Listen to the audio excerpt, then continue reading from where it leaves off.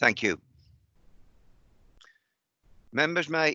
Mr. Mayor, can I just quickly raise a point of order, if you don't mind? I think it is a relevant point to raise this, please. Carry on, Councillor Ali. Thank you for giving me that opportunity, Mr. Mayor. I think as this is the first meeting of the council, it is also right and proper that we pay respect to George Floyd. As you know, he was brutally murdered by a police officer in the US back in June. The officer, kept his knee on George Floyd's neck for almost 9 minutes while he gasped for the last breath. Our thoughts are with his family and solidarity with all our brothers and sisters across the world who are subject to racism, discrimination and prejudice and oppression on a daily basis. As a council, we need to do everything Mr. Mayor, we this is can not a valid point to of root order. out racism and discrimination if we can show our It is not a valid respect. point of order, Mr. Mayor, and it makes a mockery of what we've just passed in this council house. Thank you, Councillor Ali. Thank you, Councillor Ali. I'll leave it. Are there any other speakers?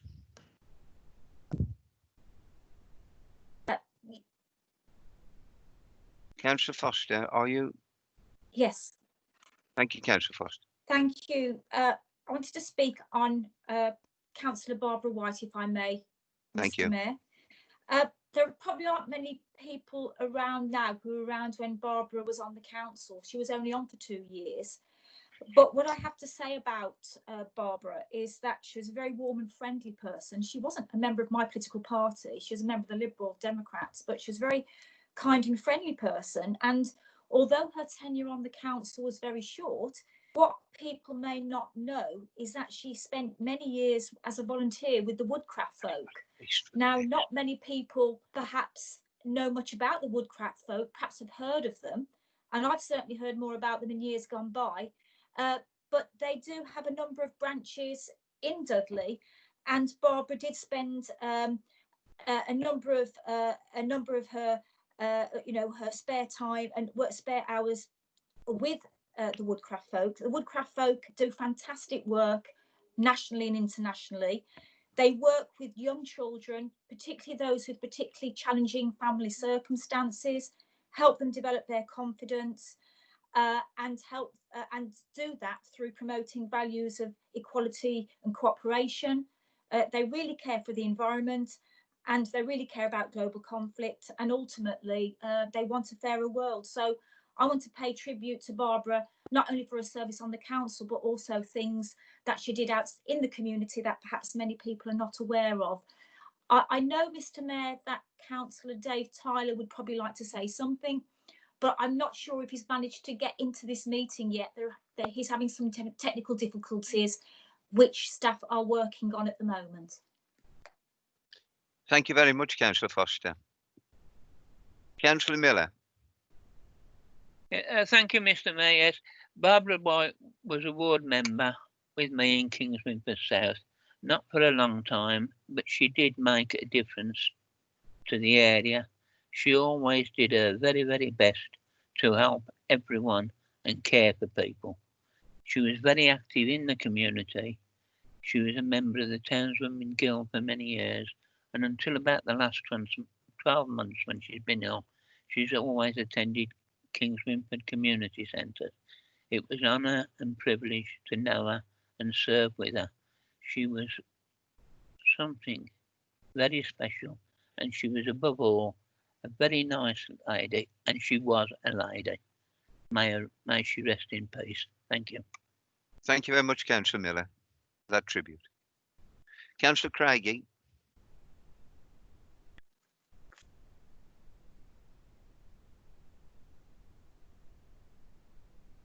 Councillor Craigie, you're on mute. Sorry. Thank you, Mr. Mayor. I have had the privilege of knowing and working with Barbara and Dudley Council in 2003. As you said before, in Dudley she served from 2002 to 4, representing Kingswinford South, where she was very well known. When meeting her, I'd stop and have a coffee with her, and locals would come by, and she'd be accruing casework as she was sitting there. So she wasn't a person who was interested in a political career. She was an inspirational lady who became a councillor to represent the area and do it well. She just loved helping folk. She served on the Select Committee for Public Health, as it was then, and the Disciplinary and Dismissal and Appeals Committee. But while she was known for her quiet personality, she was also known for her perseverance in getting things done in council. Whilst I say she was quiet because of her hearing difficulties, if you did not speak up in council, you would become a victim of her public wrath. So I often had a jab in the ribs while sitting next to her. A great lady, not forgotten. Thank you, Mr. Mayor. Thank you very much, Councillor Craigie. As there's no other speakers, thank you very much. Members will be aware that the annual meeting of the council in May was cancelled in line with government regulations. All the appointments normally made at the annual meeting therefore remain in place. The Mayor's charity to be supported during 2020-2021 are the Black Country Food Bank, St John's Ambulance Service Dudley and Victim Support Dudley. Also, I would like to report the Dudley Falls Prevention Service has been highly commended in a national award in recognition of its support to Dudley residents. I call upon Councillor Barlow to say a few words. Councillor Barlow.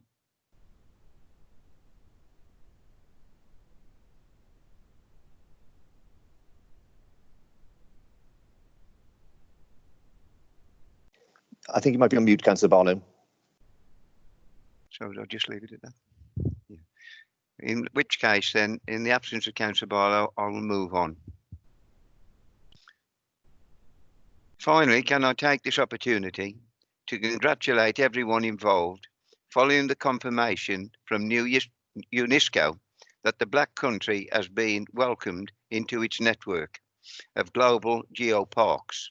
This recognition is international importance in geology, cultural heritage and an active partnership work in conservation and promotion. Having said that, I would like to thank the staff involved here in Dudley who have worked so hard in achieving this, and this has gone on for quite a number of years. It would be unfair for me to mention people by name, just in case I miss someone out, but people listening to what I'm saying tonight will know who I'm speaking to. And I thank them personally for all the dexterous work that they have actually put in to this work to get us recognised by UNESCO. Thank you. Before I move on to reports and recommendations, I've just been handed a note. I think that Councillor Tyler would like to speak. Councillor Tyler, are you there? Yes, Mr. Mayor. Reference former Councillor Barbara White.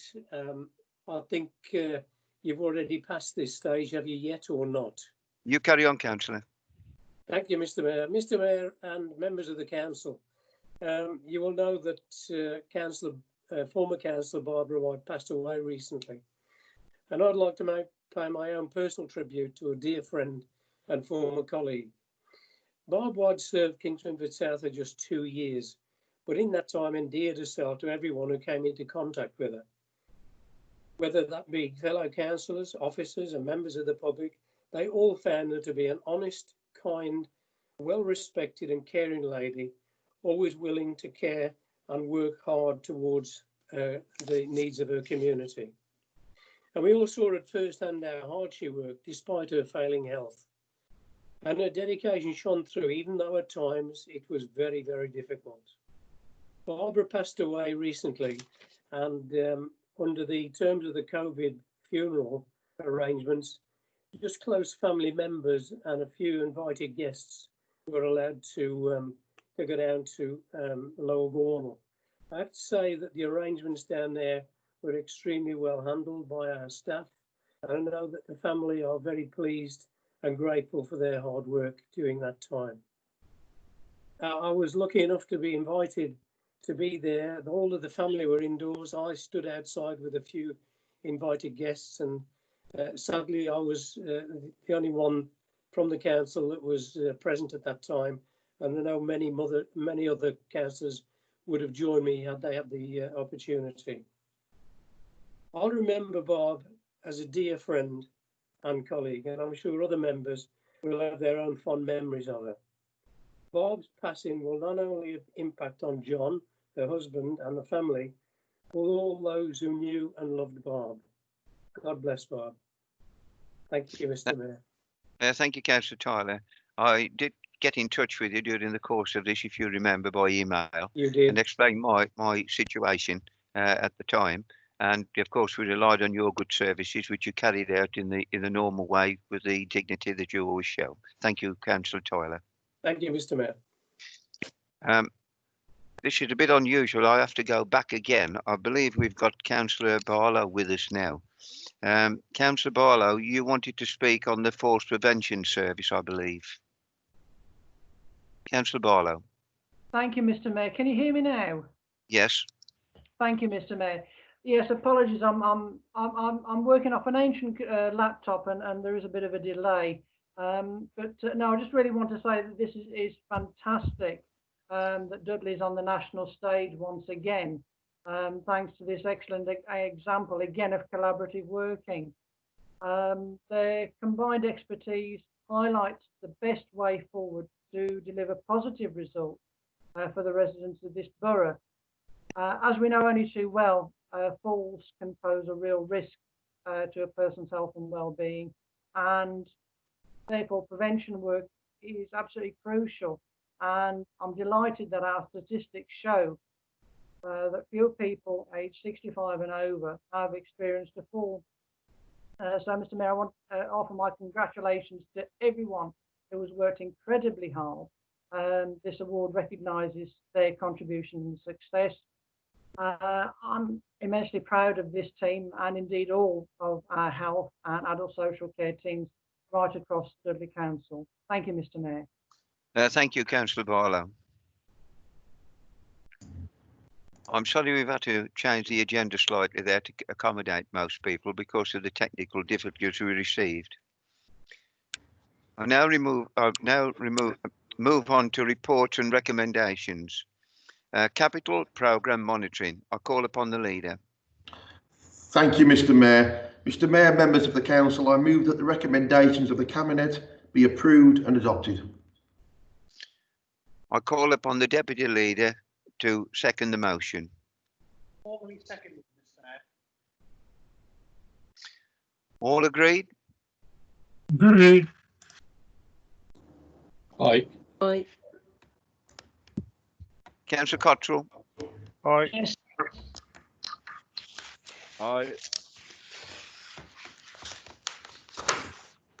Okay. Aye. Yes. Who's speaking? Councillor Cottrell, you wish to speak?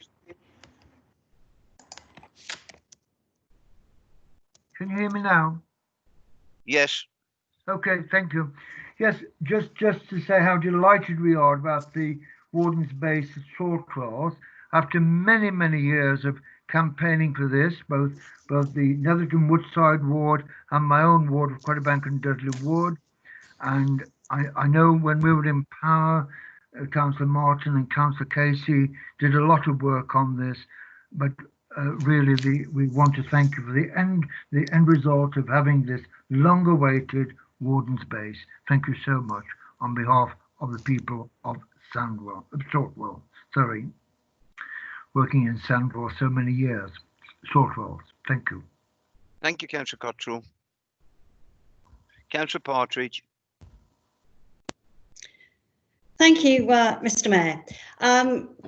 Turning to page 17, CCTV cameras, first paragraph, second sentence, where reference is made to additional cameras has highlighted by West Midlands Police, Community Safety and members of the council. Two questions, both of which are for the leader. The first is about meaning and what the policy and criteria is, which will determine which highlighted request gets actioned. And the second question is about extending the list of those able to highlight the needs for additional cameras. Members, on the 22nd of July, Council issued a press release which stated that the Mayor of Dudley is leading a campaign for covert CCTV cameras to be installed to catch out fly tippers at Cockwall End. This seems to be a sensible way of highlighting the need for additional cameras, but as I speak, I'm not sure if the issuing of a press release is part of the criteria for securing additional CCTV cameras or not. If it is, then I'd like to draw Council's attention to Foxcote Lane, which is very much in need of a covert CCTV operation.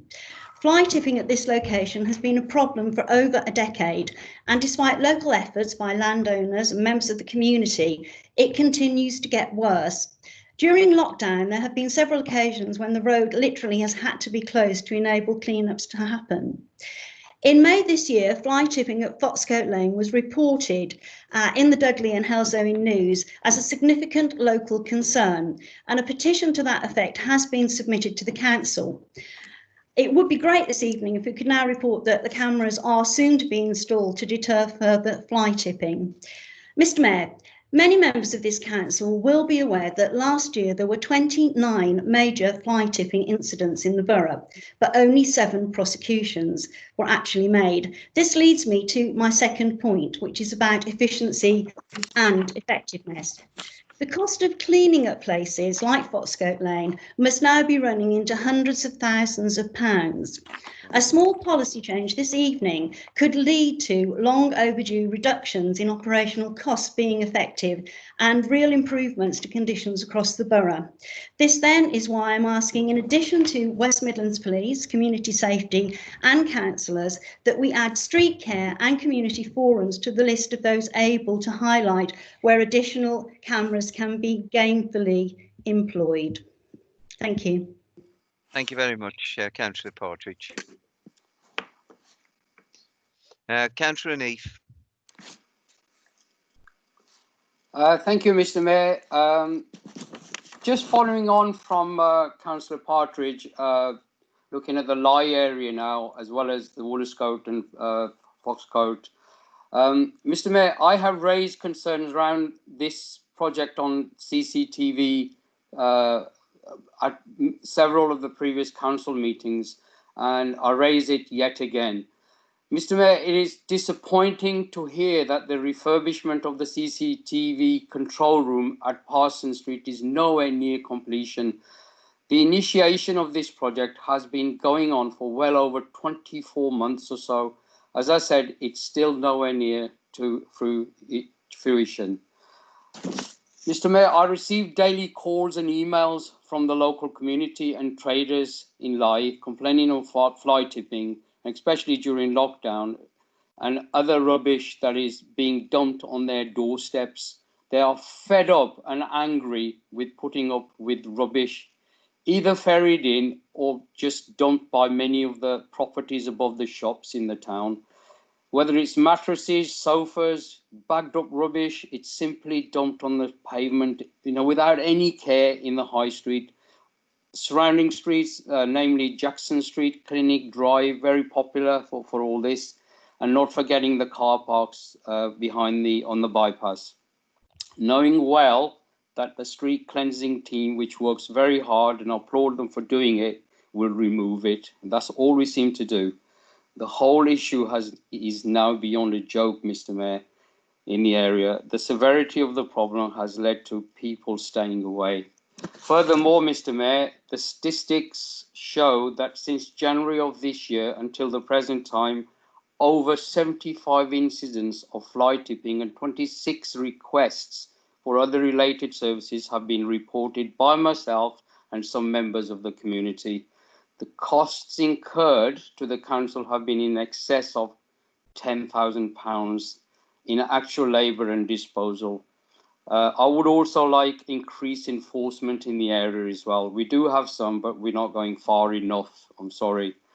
Finally, Mr. Mayor, I really would like to ask the Cabinet member to give me a time frame as to when these cameras will be installed so we can catch those who continue to follow out the law in the area. Thank you, Mr. Mayor. Thank you, Councillor Anif. I'll now call upon Councillor Bayton.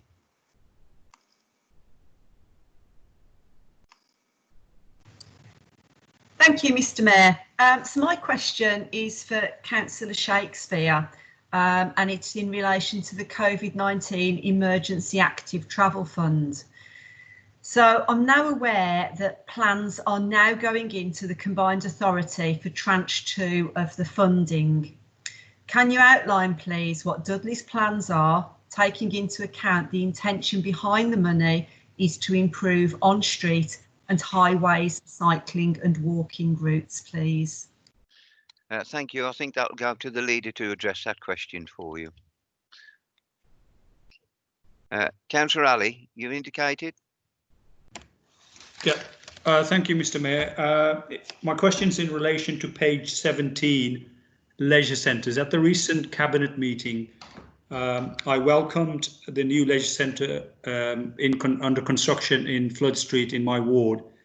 I also asked the leader at the meeting, as he'd agreed with our Labour group leader in relation to appointing an independent consultant, to look at the viability of the 24/7 operational model for the leisure centre to compete with the independent providers, and also to explore whether we can get a joint health and leisure facility to relocate GP practices such as the rundown facility at Hall Street Clinic and other health partners in that facility, so we have health and leisure and social care together. Obviously, I didn't get the answer. So can the leader confirm if the independent person was appointed? And if so, can you share the report of that independent person? And which health partners were approached and who within those organisations? Thank you, Mr. Mayor. Thank you, Councillor Ali. Councillor Ridney.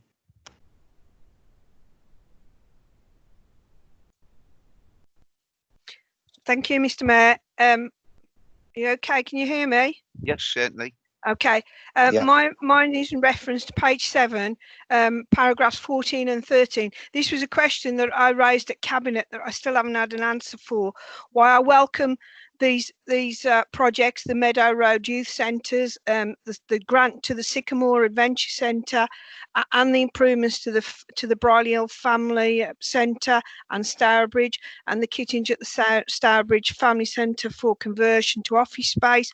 I asked the question, why were the funds being used, the 14 to 19 diplomas and the SEN and disabilities capital grant balances, and along with writing off some overspend on the Corbin Road that amounts to some £339,000. Why was this amount of money still left in those particular funds, certainly in the SEN and disabilities capital grant balances, which I am much concerned because we have had great demands on SEN this year. So my question was to have some information which I have not yet received. Thank you, Councillor Ridney. Call upon Councillor Barnett.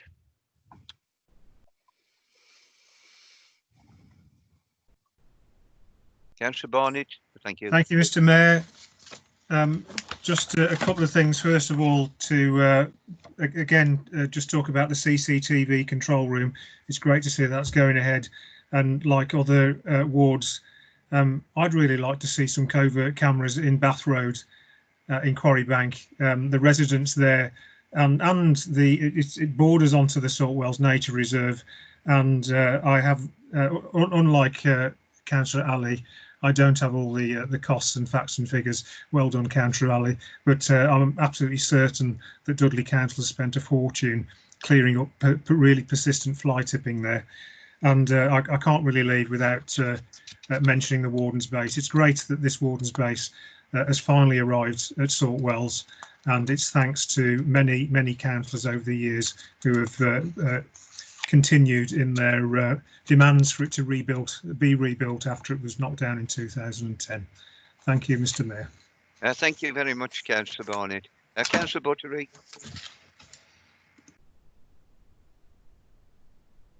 Thank you, Mr. Mayor. Just to respond to Councillor Ridney's question, is that okay now?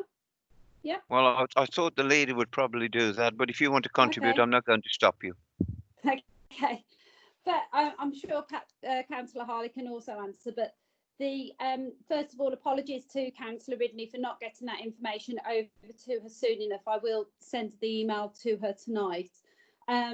With regards to the youth centres, they are in a huge state of disrepair, and that money is going to, I will send you the photographs. You can see they've been left for about 10 years. They've got trees growing out of the guttering and all this kind of stuff. And it's not a welcoming place for our young people. So by investing this money in, we can, you know, what are we saying to our young people in this borough when they turn up to the youth centres that look like this? So by investing this money, we make a welcoming place and show that our young people in this borough are valued. As regards the family centres and the money going into there, as you can see from the MJ Awards, we are doing incredibly well. It's a real holistic.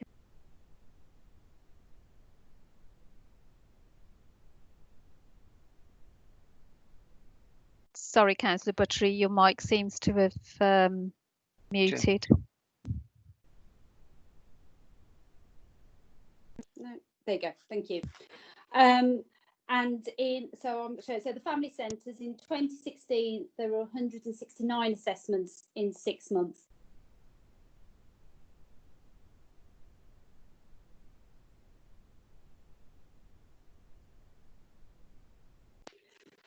So you can see there's been a huge upsurge in the amount of activity going on there and the amount of families we've been able to help with early intervention and prevention work. The other monies, as you know, we're redesigning the SEND service, and Horbush has recently had a base put on there.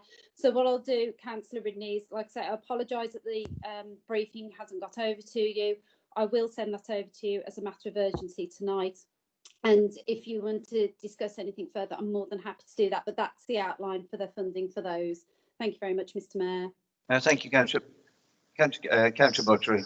I've just got two more members showing, Mr. Mayor. I've got Councillor Kettle and then Councillor Millward and then Councillor Shakespeare.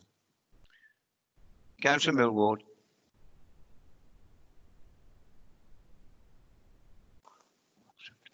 Thank you, Mr. Mayor.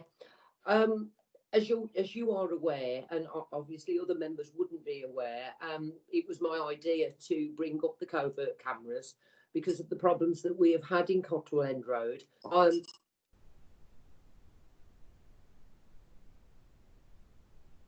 Councillor Millward, it's muted again. Sorry, your mic's muted. Yeah. Oh, it's not me. Okay. It keeps going off, but I'm not touching it. Yeah. Right, sorry about that. Right, start again then.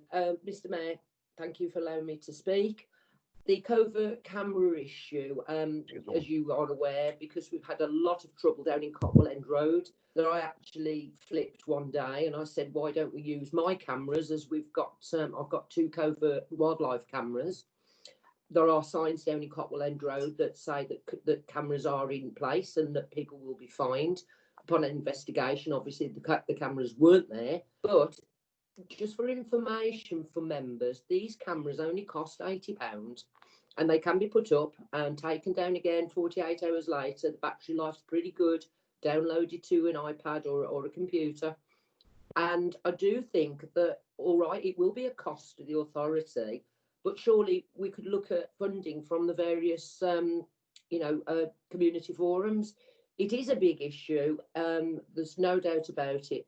And my other thing that I'd like to ask of our cabinet member is, when we saw the vast amount of tyres that were dumped there one night, which took our guys, I think, 2 days to remove from down a steep bank, is how do we actually sort of audit the tyre companies in the borough? Is there any enforcement that officers can go round and say, what are you doing with your used tyres? Can you provide us with a paper trail as to how you dispose of those tyres?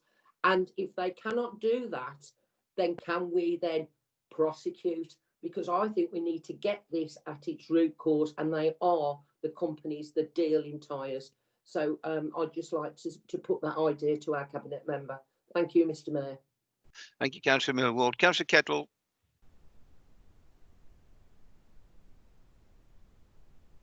Councillor Kettle. Thank you, Mr. Mayor.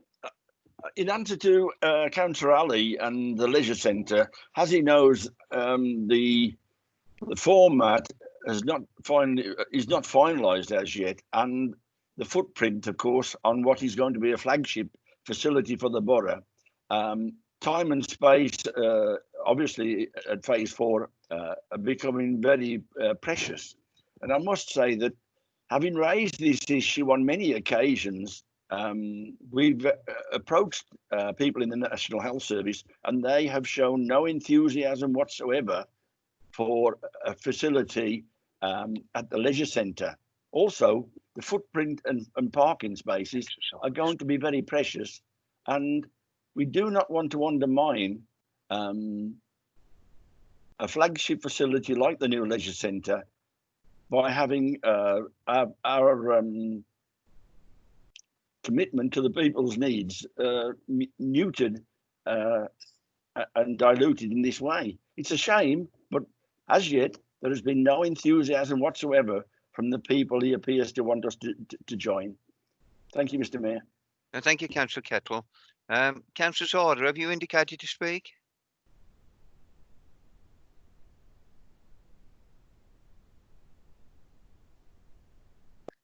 No. Councillor Khurshid Ahmed. Thank you, Mr. Mayor. Just coming back on what Councillor Kettle has just said, this is just a bit confusing for me. I understand from Councillor Patrick Harley that things are finalised and moving forward, but then Councillor Kettle seems to contradict and say nothing's been finalised.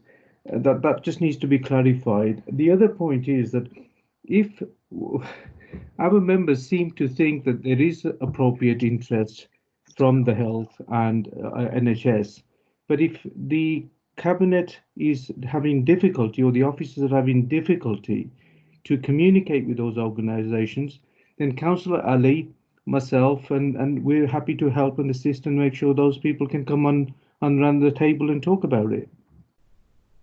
Thank you, Councillor Ahmed. Councillor Shakespeare. Yes, thank you, Mr. Mayor. It's just a comment for Councillor Baton. I think she picked up on the Tranche 1 and Tranche 2 Emergency Active Travel Fund. I think I don't think you know whether you asked me about one, but obviously the Tranche 1 funding that we've already received, the majority of that funding was used for the temporary measures in the high streets. But we also included temporary, well, not temporary, they're permanent, they will be permanent, cycle stands in a number of locations, parks and town centres. Obviously, one of the comments that people have raised with us is the fact that they enjoy cycling, but when they get to the location, there's nowhere to leave their bikes securely. So we have invested in that from our Tranche 1 funding. The Tranche 2, which I think you definitely referred to, yes, that.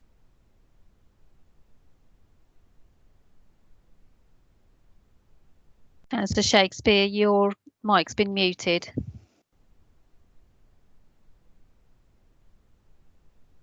There you go. Okay, got it? You got me again? Thank you, yes. Yeah, okay.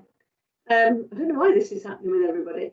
So I don't know which bit you got, but I just wanted to confirm that yes, it is cycle and walk routes for Tranche 2, and also for some permanent measures which will come as a result of the temporary measures that we've put in the high street, following the feedback from our traders, etc.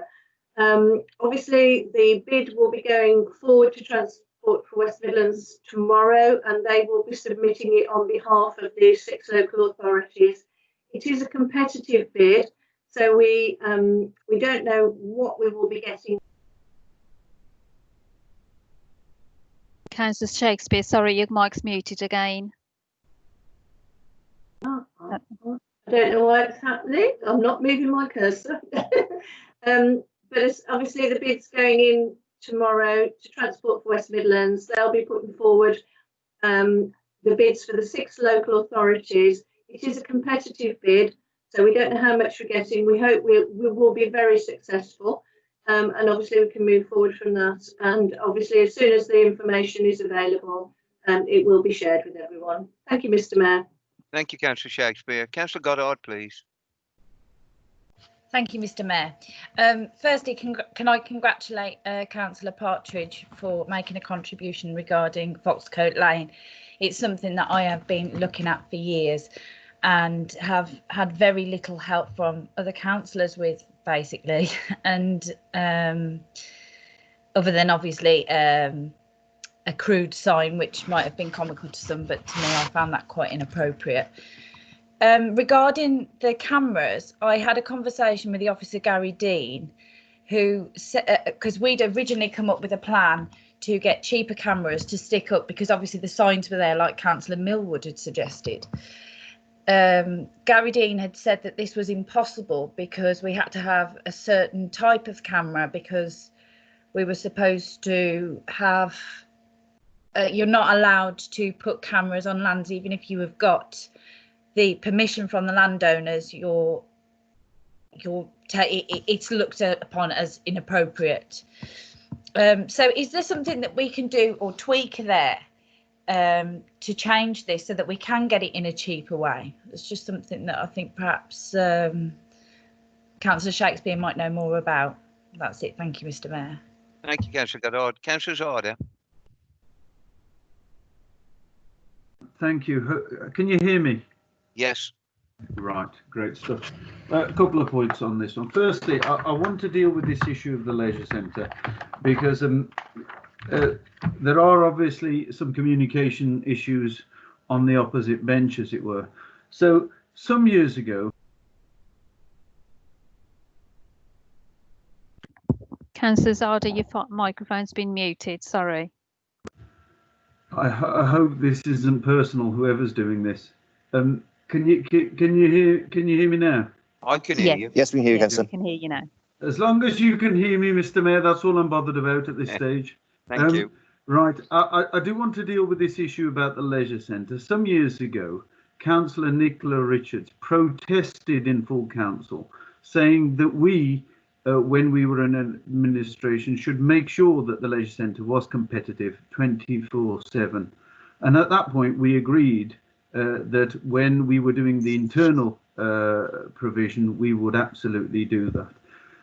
The other issue, even at that stage, were the discussions with partners, and we hadn't determined who those partners were, but we were obviously open to partners both from health, social care, voluntary sector.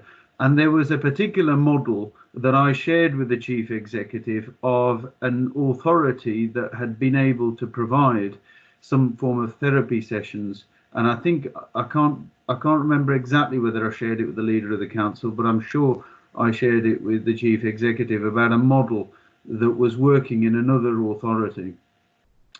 What I've heard tonight is Councillor Kettle saying he's not sure whether we need any partners because he doesn't want to belittle the ambition of the local authority. I think by saying that he's already belittled the ambition of the local authority. I'm also not clear whether Councillor Richards' protest for 24/7 will be seen through, and certainly our desire to be competitive with all other providers is going to happen. I understand an independent assessment was going to take place. We haven't seen the results. All we keep hearing is that nobody was interested. Just show us who you've spoken to, and then we can all forget about this point if truly nobody was interested. What I can say to you is I've exchanged an email with an officer this afternoon about this, and I'm still not clear about who was contacted and what the offer of this local authority was. The other point I want to raise is around cameras. Councillor Richard Boddy, and I hope he's on here somewhere, raised this some 12 months ago. And there were a number of discussions with our community safety team and the police at the time and the council. And there were a number of obstacles put in the way. If we are now saying that what was originally proposed in resolving this can be can be deployed into every ward, because there is fly tipping in every single part of this borough. We should absolutely do so. It'll reduce the burden on our officers, it will make our residents happy, and it sounds from Councillor Millwood that it's a relatively cost effective scheme that we should deploy. So can we have some commitment on that? And then my final point is around, I suspect we won't see this in this capital programme because it's about the 3-year programme, but some reassurance from the leader of the council or the cabinet member for finance that any money spent, capital or otherwise, on COVID will not be placed, the burden will not be placed on residents, and we won't see further cuts to local services to pay for what has been an extraordinary response to COVID. Many thanks, Mr. Mayor. Thank you, Councillor Zarda. Councillor Shakespeare. Councillor Shakespeare, you're indicating to speak. Yeah, thank you very much. It was just a comment for Councillor Goddard. It is not impossible to have CCTV on private land, but unfortunately there's detailed requirements regarding the consultation and Home Office requirements regarding the use of the data if the CCTVs are on private land. So that's probably why we're avoiding it. In terms of CCTV, obviously, and fly tipping, it really is beyond me that people do this, but they do. We do rely on the public, but we also have enforcement officers that will go through every little scrap of fly tipping to see if we can find out who's tipped it and whether we can prosecute. And we have had successful prosecutions in the past. In terms of the CCD, me personally, I'd like to see it linked into the main CCTV network. And then obviously, it's far more stable and robust. But obviously, it's something that we will constantly be working on and constantly keep a priority on. Thank you, Mr. Mayor. Thank you, Councillor Shakespeare. Before I did, thank you, Councillor Shakespeare. Before I call upon the leader, I think that I should, in some respect, defend myself with some comments to be made. I've been walking around Cotwell End Valley for quite a few months now. I've noticed the cost of this authority of having to move this unnecessary fly tipping. We got signage in place. I mentioned it to Councillor Millward, and she suggested using one of the wildlife cameras. But I found out from the officers this wouldn't be a realistic thing to do. So I have campaigned for quite a long time to try to get some enforcement down there to set an example. And I think if we do set an example out there and find people, and we have the powers to do it, then of course it'll pay for itself ultimately with what it's costing us to move the fly tipping at the present moment. And that's what was all about in my involvement on Sunday morning at 6:30, being down there with the team to see how much stuff was there over the weekend. So just to clear my own back there on that one, and that was exactly what happened. I now call upon the leader to reply. Sorry, Mr. Mayor, Councillor Lowe wants to speak. I'm sorry, Councillor, they hadn't told me you wanted to speak. Can you hear me? I can hear you. Can you hear me, Mr. Mayor? I certainly can, Councillor. Okay, and thank you for apologies for keep dipping in and out. Unfortunately, I'm now signed in as a guest as my previous connection. So what I will do is indicate in the group chat should I require to speak. I just wanted to make a contribution, Mr. Mayor, based upon what Councillor Kettle said with regard to the leisure centres, because I'm slightly concerned and confused and hoping that maybe the leader can pick up in his response as to whether we remain open for further amendments and discussions or closed, because my understanding from a previous cabinet meeting was that actually that these plans have now been finalised and moving on to the next stage, and Councillor Kettle has said something that is diametrically opposed to that. So I think it would be useful to clarify that, and actually I think it would be quite useful if what Councillor Kettle has said is actually the case, because it's worth reminding Council of a number of the discussions.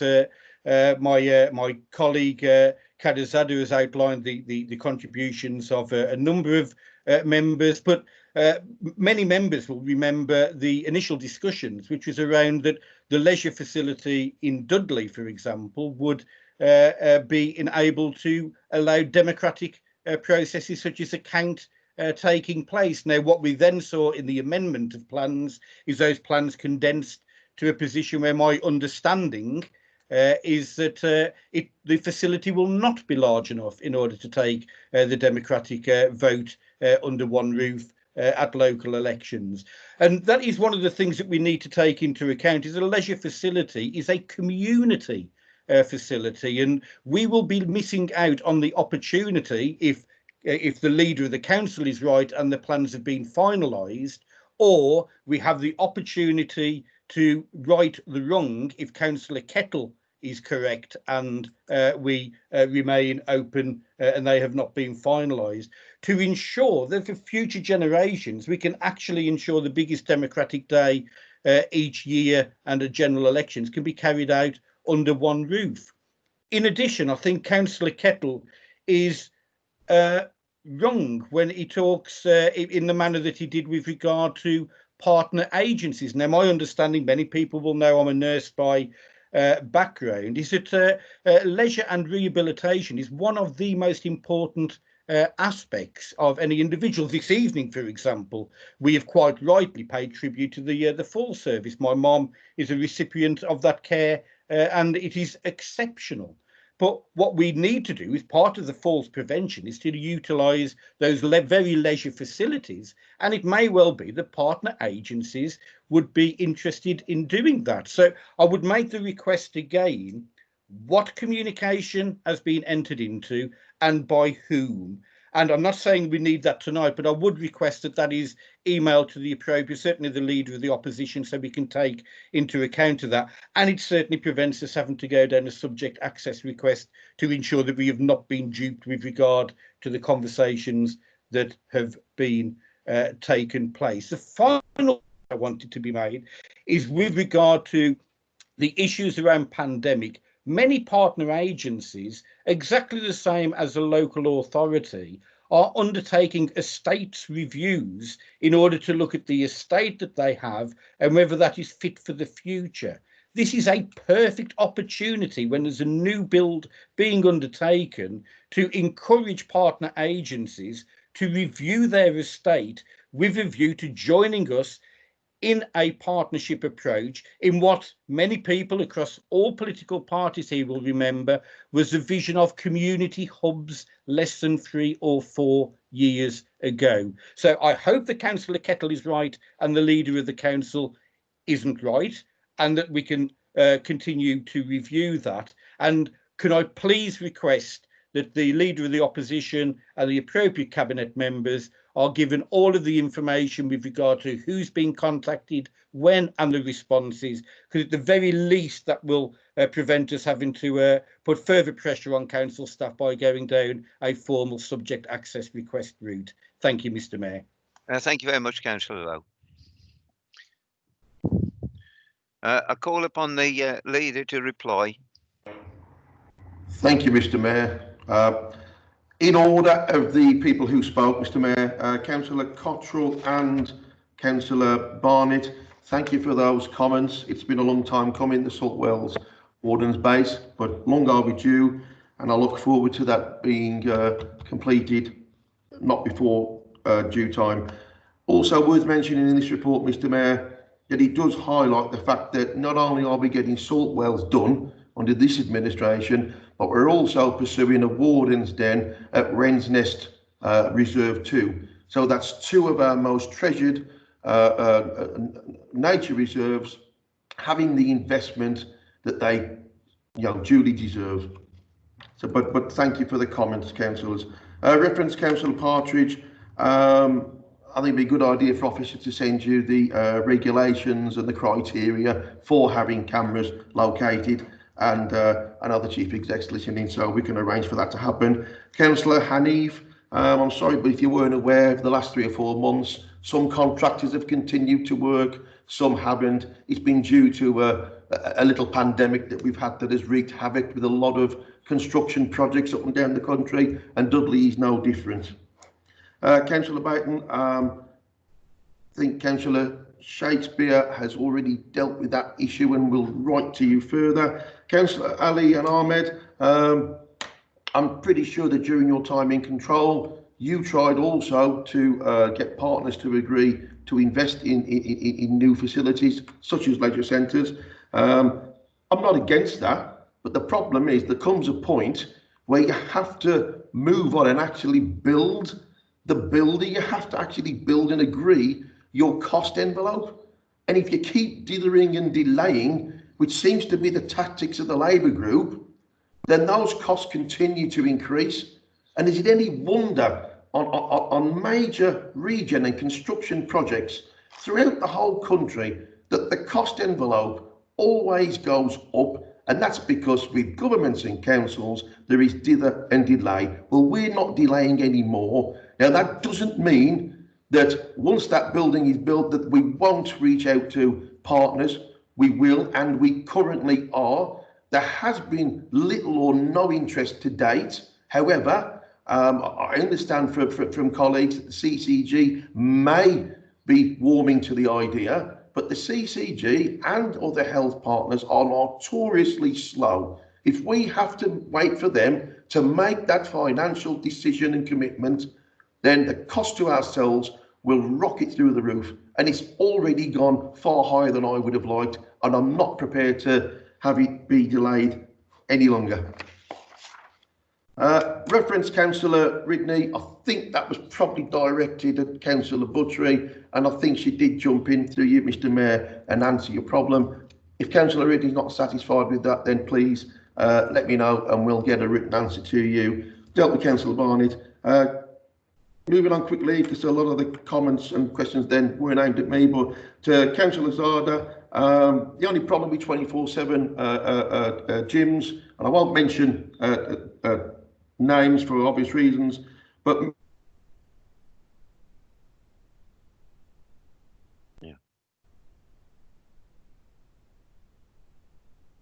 I think the leader's lost his connection for a moment. If you, I'll just pause for a moment, Mr Mayor, and see if we can reconnect. If you can be patient while we try to reconnect to Councillor Harley.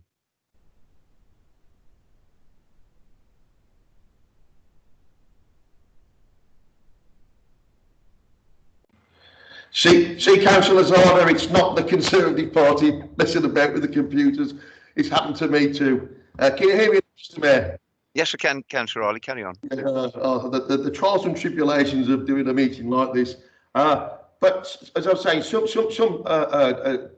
gymnasiums, privately owned, don't even pay their young members of staff. They let them bank gym hours. Now, I don't want to run an authority that does that. We want to pay all our staff a decent wage, not have them working for gym hours, not have them working on zero-based contracts. You know, let's have a top-class facility. Let's get it built. Let's stop faffing about. All the Labour Party seems to want to do, time and time again, is dither and delay.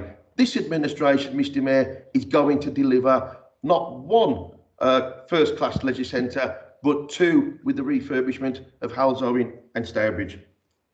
Thank you, Mr Mayor. Thank you very much, Councillor Harley. Does Council agree?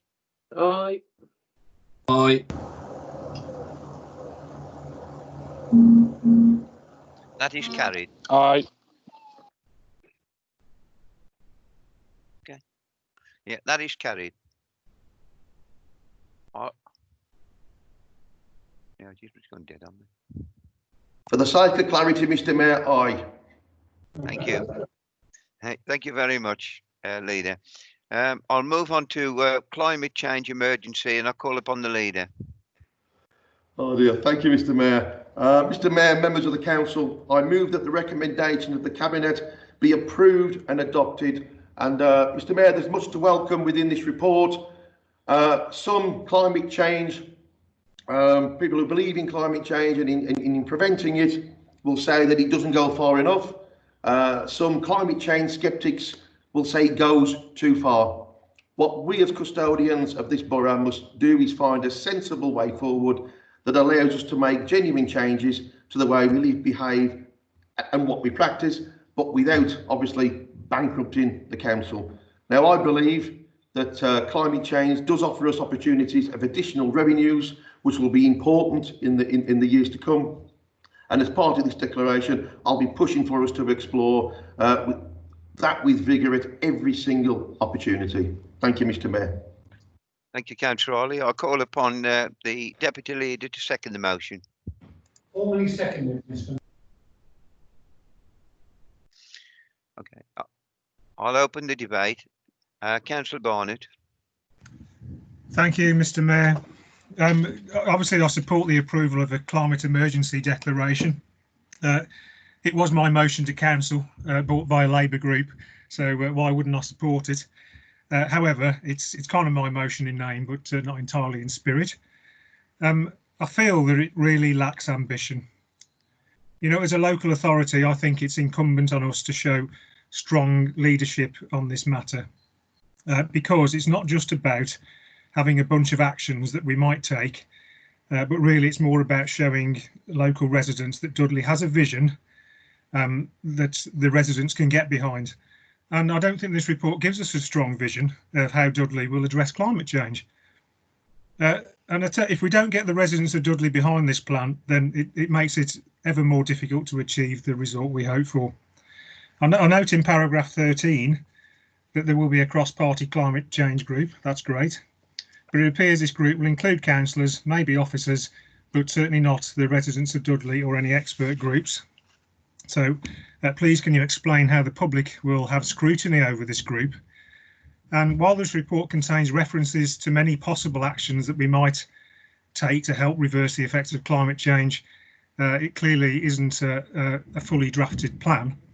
So I'm rather surprised to find the public have been excluded from having a place in the climate change group, because many of us have already received a copy of a climate action plan for Dudley Metropolitan Borough Council that's been prepared by the Friends of the Earth group. And, you know, why wouldn't we include a group of expert residents in our forward planning when they've been able to produce a forward plan like this, and frankly, we haven't? Can you please explain how expert groups such as these will be involved in the process? And also, this report gives no indication of how adopting a declaration of a climate emergency will be recognised in each committee and every future Dudley Metropolitan Borough project. I wonder, for instance, how we intend to make sure climate concerns are addressed by developments such as, you know, the redevelopment of Cavendish House. The report gives us also no indication of how we will review any existing projects in light of declaring a climate emergency. For instance, the Metro project. Now, I appreciate that we're only one player in this project, but can we genuinely say it addresses the challenges of climate change? Because in the future, we might have a local fleet of buses, and those buses might all be electric. And frankly, then the Metro just becomes, it can be rightly criticised as just another electric bus on rails. So, you know, I think we should be reviewing these projects too. So please, can you confirm that the work of the Climate Change Action Group will be used to inform future committee works and project planning? And further, can you confirm if all existing projects will be reviewed in line with any new direction indicated by the Climate Change Action Group? Thank you, Mr. Mayor. Thank you, Councillor Barnett. Call upon Councillor Casey. Thank you, Mr. Mayor. Just very briefly on this, I obviously want to welcome this. I think it's a good start. I think my colleague Councillor Barnett's done a lot of good work on this, as he said, that motion that came to full council, and it's good to see that this has now started the process. I think the one thing for me on this report, and I know it's been raised before by Councillor Barnett, is this real lack of an actual target for when we hope to achieve these reduction measures by. Now, I mean, we've got the United Nations, who are obviously an international body, saying that we've got 10 years to do something about climate change, and yet we've got a report in front of us tonight from Dudley Council saying, well, we don't know how long these things are going to take, and it's very difficult. So to me, if the target is 10 years, where it says severe, widespread and irreversible damage, then our target should be 10 years. And that would link in with the borough vision, and it would also link in with a lot of this. I know a big survey was done recently, and a big majority of the public back this 2030 target for carbon emission reductions.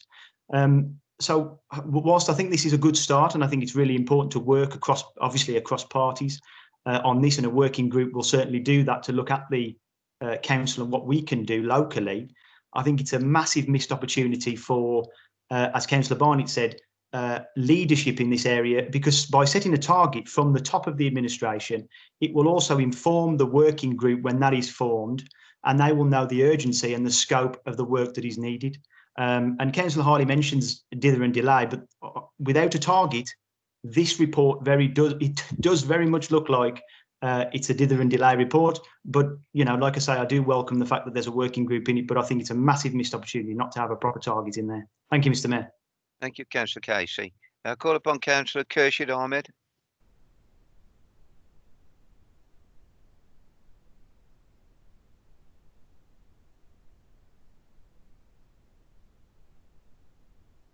No.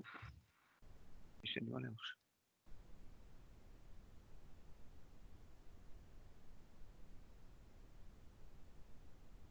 Future Ahmed? No. No other speakers? Mayor, we've got Councillor Phipps raised his hand. Thank you. Councillor Phipps.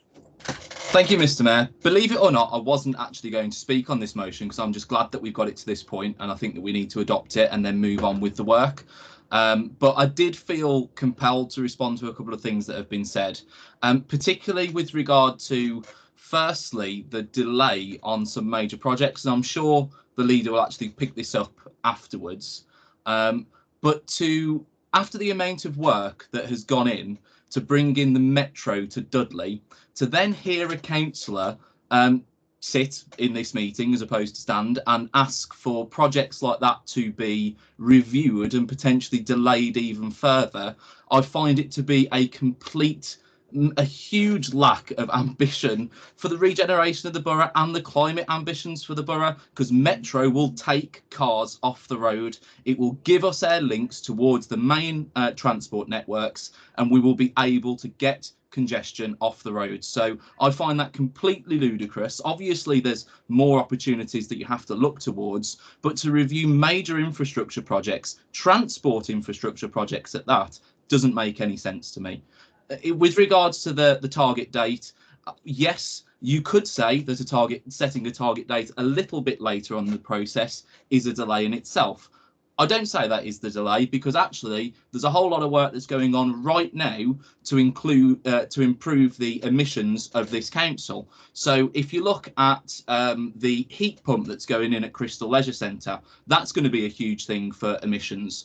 The new leisure centres project, that includes the possibility for PV, solar panels on those leisure centres. You've got a £2.5 million boiler replacement project, I think, that's going on right now, and there are more opportunities in that funding and more capital opportunities with regards to emissions that we can look at as well for the future. So all this work is going on right now, and it doesn't mean that nothing's happening and we set a target date in 6 months' time. It means work is ongoing right now. We understand what is actually happening and where we're going to be in a certain amount of time, and then we actually set the date. This is when we can be net zero, and it's going to be in line with the ambitions set by the West Midlands Mayor for his vision for the region as well.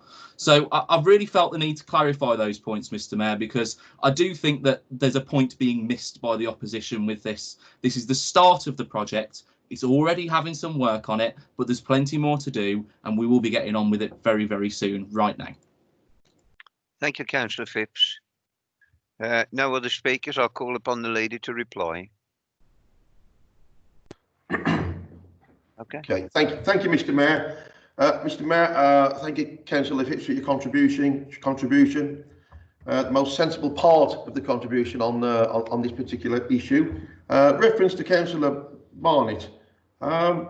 You are getting what you are asking for, and I implore you to actually read the recommendations instead of just having a pre-prepared speech, probably left over from the last council meeting that was abandoned. To you, Mr. Mayor, the recommendations state establish a cross-party climate change working group to lead, Mr. Mayor, on the development and implementation of a carbon reduction plan for Dudley. And this is the key line, Mr. Mayor, with a membership to be agreed following consultation with the group leaders. It's in there. Then, Mr. Mayor, it goes on to say, then request the climate change working group to consider what activities are in scope and what are out of scope, and to inform the decision on setting a realistic carbon reduction target. Now, it is not for the leader of the council to say to this working group what they can or cannot do. If that is the case, why have a working group? Let the working group, on whatever membership the members and the two group leaders, Councillor and myself, agree, let the working group come to that conclusion. And Councillor Phipps hit on a very important point. As for delaying projects, on the previous debate on the Capital Programme Monitoring Report, Councillor Lowe, which I didn't quite get round to answer, trying to rush through the responses, Mr. Mayor, but he hit on a very important line about, because of the increase in spending due to COVID, that we don't want to go down the road of reducing frontline services. I would say, Mr. Mayor, that this administration has actually not only put more money back into frontline services, we've actually eradicated some of the cuts from the previous Labour administration. But to answer Councillor Barnett's point about delaying projects, the best way to ensure that the downturn, which is already upon us thanks to COVID, does not last a long time, and that we here in Dudley are better placed to come out of it quicker than some of our neighbouring authorities, is to build.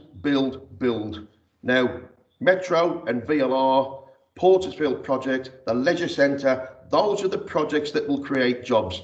300 jobs alone, Mr. Mayor, on the Very Light Rail project. 200 of those in construction, and they will be ready as and when the funding is announced, and I'm confident it will be. When that funding's announced, Mr. Mayor, 200 construction jobs there, bang, ready to go, right in the heart of Castle Hill, trying to stem the effects of this pandemic. That's the way we prevent cuts, Mr. Mayor, creating jobs and pressing ahead with the most ambitious regeneration project this borough has ever seen. Thank you, Mr. Mayor. Thank you, Councillor Riley. I put the motion now to the council. Does council agree? Aye. Aye. Aye. Aye. Aye. Aye. Aye. That is carried. Thank you. Annual Overview and Scrutiny Report 2019-2020. I call upon the Chair of the Overview and Scrutiny Management Board, Councillor Ray Burston. Thank you, Mr. Mayor. I move that the reports of the Overview and Scrutiny Management Board, printed on page 26, Annual Overview and Scrutiny Report, be moved and accepted by the Council. Thank you, Councillor Burston. I call upon the Vice Chairman of the Overview and Scrutiny Management Board, Councillor Chris Barnett, to second the motion. Seconded. Thank you. All agree? Aye. Aye. Aye. Therefore, Aye. no debate? Aye. Thank you. Aye. Sorry. Councillor Partridge. I'm sorry, but it appears Councillor Partridge has just appeared on the screen. Is there a question, Councillor Partridge?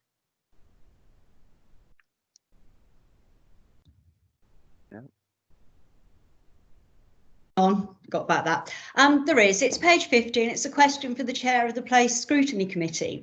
The question relates to the last section of the report, which is other items considered by the committee, and in essence is about planning matters. Mr Mayor, the report before us confirms that the Greenbelt and the Black Country Plan have recently been considered by the Scrutiny Committee, which is both welcomed and appreciated. However, in view of the recent announcement to not do public consultation on the review of the Black Country Plan until next year, I'm looking to find out whether there's still an intention to do further scrutiny on these matters. Personally, I'm hopeful that that is the case, which is why I'm asking the Chair to agree to include scrutiny of matters relating to the digitalisation and the reproduction of the planning maps, both of which form an important part of public consultation and the final plan itself. Council, we have recently become aware that individuals or community groups looking in detail at plans have an issue about being able to clearly see designated planning zones and applicable planning policy. This is evidenced by the 2017 Borough Development Strategy, where the quality of the printed map is significantly less than its predecessor, clearly lighter on necessary detail, which increases the potential to confuse and mislead. The online digital copy of the Dudley Policies map allows the viewer to go down to street detail, but at a local level, it fails to provide precise information on applicable policy and zoning. This absolutely is a problem, which I think, if it's left unaddressed, has the potential to derail public consultation and undermine the confidence in the validity of the final plan. Mr Mayor, the Black Country Plan covers an area which is 3 times larger than that of Dudley's development plan, and this presents a real challenge to communities looking to make local points against the backcloth of a regional plan. This is why it's vitally important that any mapping reprographics accurately and properly reflects locality. At the scale we are talking about, a line on a map can unintentionally cover several streets, whilst missing details can accidentally remove hard-won statutory protection for meadows or fields. This then is why I'm asking the Place Scrutiny Committee to look very specifically at mapping and reprographic technologies being used for public consultation on the Black Country Plan. Thank you, Mr Mayor. Thank you, Councillor Partridge. Councillor Harley. Thank you, Mr Mayor. Just to come in on a quick point there, reference the Black Country Plan, it's only right that the consultation process, in fact the whole process on the plan, is delayed while we deal with COVID. It would be irresponsible to continue with those consultation meetings with not just elected members, but more importantly here, the wider public, whilst we're still dealing with COVID. Hence why it's been delayed until much later in the year. That means the whole process will be obviously extended. We have no intention, I personally believe there is no need for us to develop the green belt within Dudley Borough. Other authorities, I think, have far more pressing issues to deal with this than what we have. But I'm fairly confident, Mr Mayor, that we don't need to develop our green belt, and under the Conservative administration, the green belt is safe. Thank you. Thank you, Councillor Harley. Councillor Burston, would you like to reply?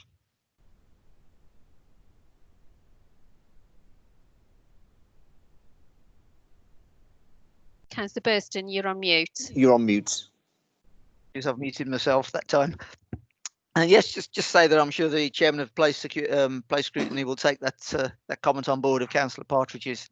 So yes, I'm sure they'll be happy to try and clarify the maps to make sure that they don't misrepresent. Thank you.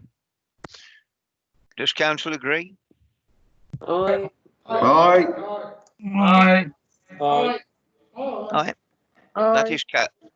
That is carried. Programme of meetings for 2012-2021. I'll call upon the leader. Thank you, Mr Mayor. The least interesting agenda item tonight. Mr Mayor, members of the council, I move that the report and recommendations be approved and adopted. I'll call upon the deputy leader to second the motion.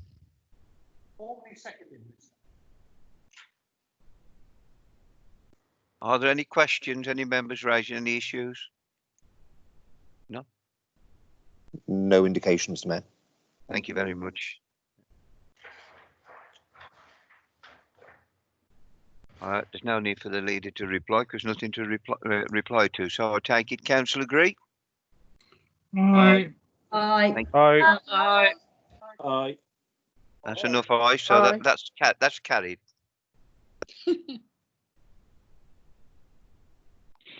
Notices of motion. Following the consultation with the group leaders, it has been agreed that all the notices of motion previously submitted are deferred for future consideration. Therefore, I'll move on to questions under questions from members under Council Procedure Rule 11. In view of the present circumstances, members have been asked to send any written questions by email directly to the leader or relevant cabinet member or the chair of the appropriate committees.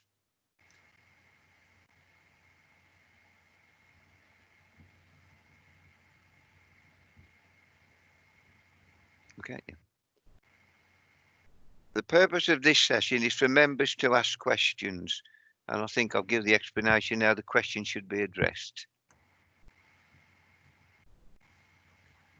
Okay. Do you want me to move on to? Yeah. Yeah. Do you want me to do the 1 hour? Yeah. There'll be a 1 hour time limit on the question time session. The time limit on individual contributions during the session will be 2 minutes. All questions will be dealt with individually, one at a time, if time permits. Members may indicate to ask other questions during the session. When I call on a member to ask a supplementary question, this must relate to the original question or the answer given. Can members now indicate if they have any questions for the leader, cabinet members or chairs? The written ones. Councillor Barnett.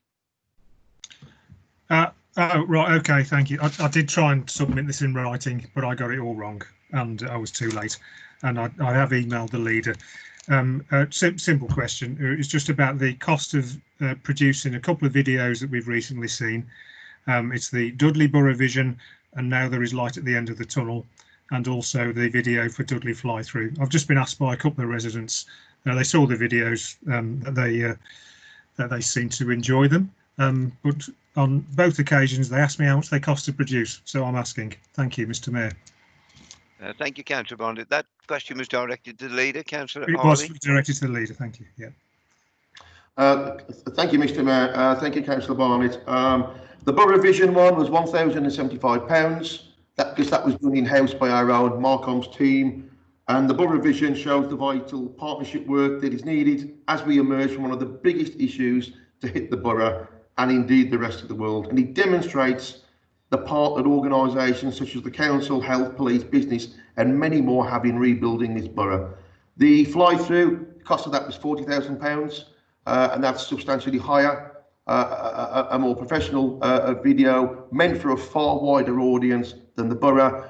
That one is intended for international regeneration fairs such as MIPIN in Cannes and other investors further afield. So we have to speculate to accumulate, and I think £40,000 set against a regen project pot of almost £1 billion for this borough, I think is indeed a good investment. And if it brings in some of that £1 billion that we want to spend, indeed impresses government enough to give us £40 million for VLR, who knows, then it will have been £40,000 well spent. Thank you, Councillor Harley. Does Councillor Barnett wish to ask any supplementary question?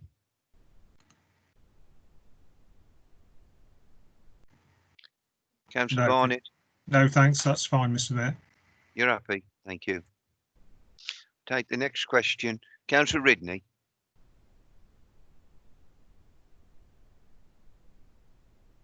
Thank you, Mr. Mayor. My question is for Councillor Buttery, Cabinet Member for Children's Services. I too tried to submit it as a written one, but we're too late. I refer to the situation in Children's Services where we've just seen the departure of the interim director and several other interim officers within the directorate, only to see them being replaced by more interims. This has given rise to concerns both internally within the council and externally from residents. aware of these departures and the impact that this is having on the confidence in the safety of the borough's children. Please can the Cabinet member confirm whether these departures are related to contractual matters and not competence matters which might affect our children's safety? Thank you, Mr. Mayor. Thank you, Councillor Ridney. Councillor Buttery.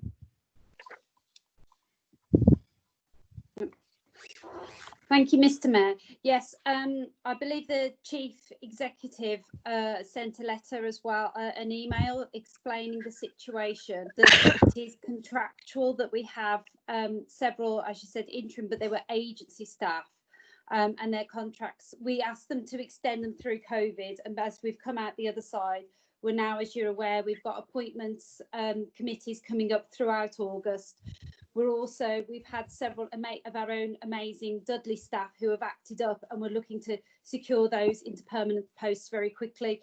We've done all this obviously with consultation with the Department for Education and Ofsted to make sure that they have assurance that the children are safe in the borough. And also Paul Kingston, as you know, who's the independent chair for safeguarding, has been monitoring throughout. So I can assure you it's more a contractual issue than a competency issue, shall we say. So is that okay, Councillor Ridney? Councillor Ridney, do you wish to ask a supplementary question? Yes, please, Mr. Mayor. Thank you. Just to say thank you for those comments. I accept what you're saying there.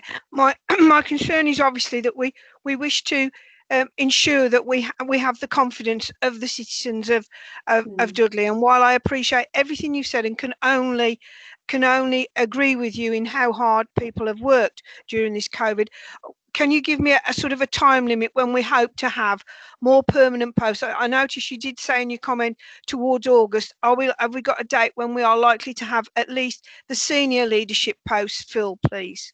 We've got appointments committee in August, and then so obviously whoever we appoint, and I have actually said to various senior leaders that I will only appoint if it is the right person.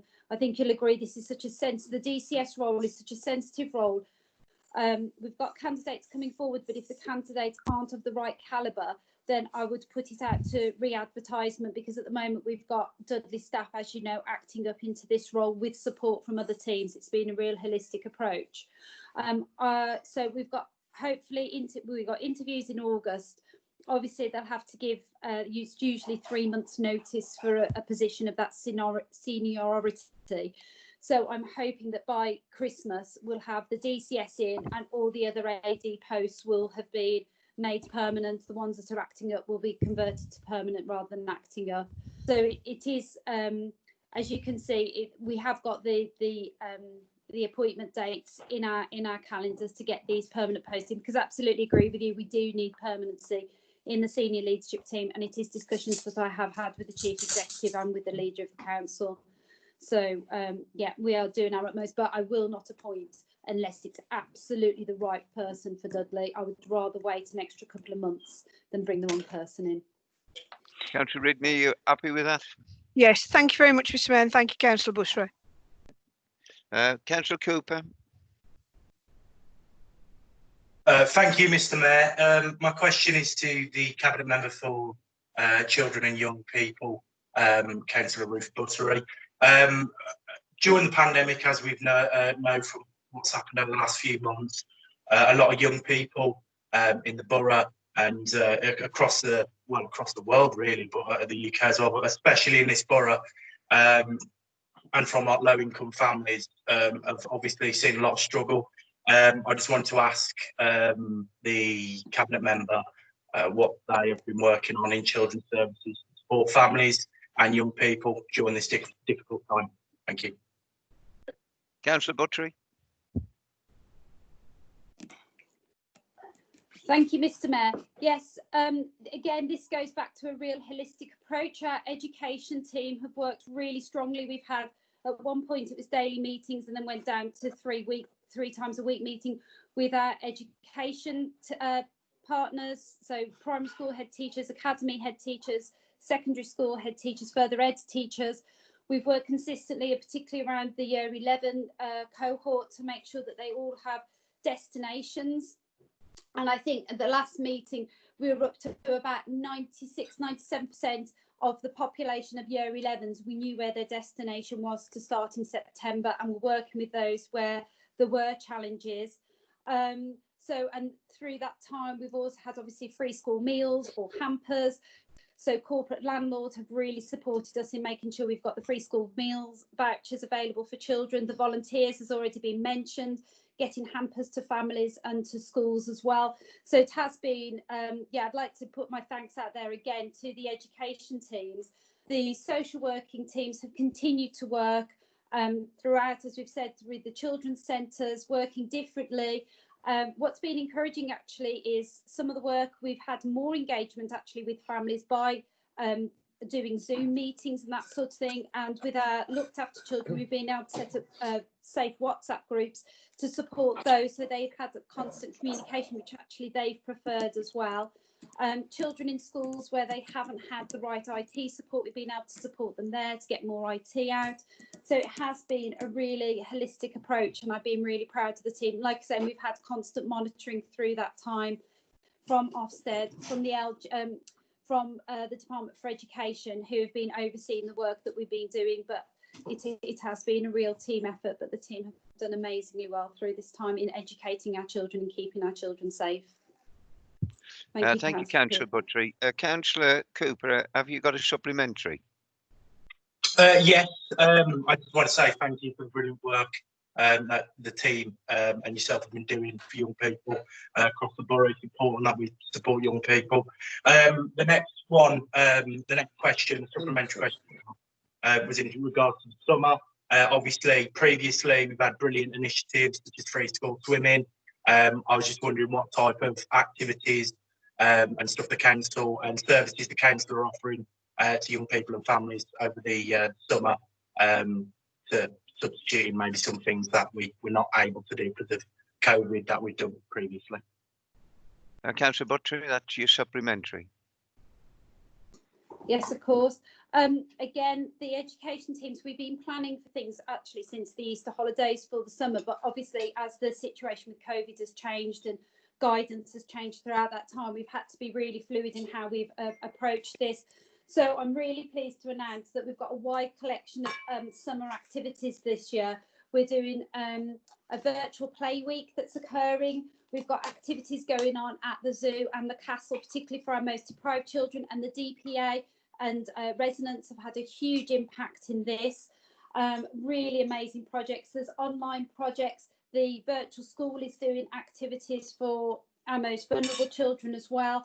We've obviously got the drive-in movie at the Himley Hall, and we've got the parks that are reopening again. So again, this is a real one council approach to supporting our children through the summer to make sure that they have a good summer, even though it's a different summer to usual, and that they're ready for school in September.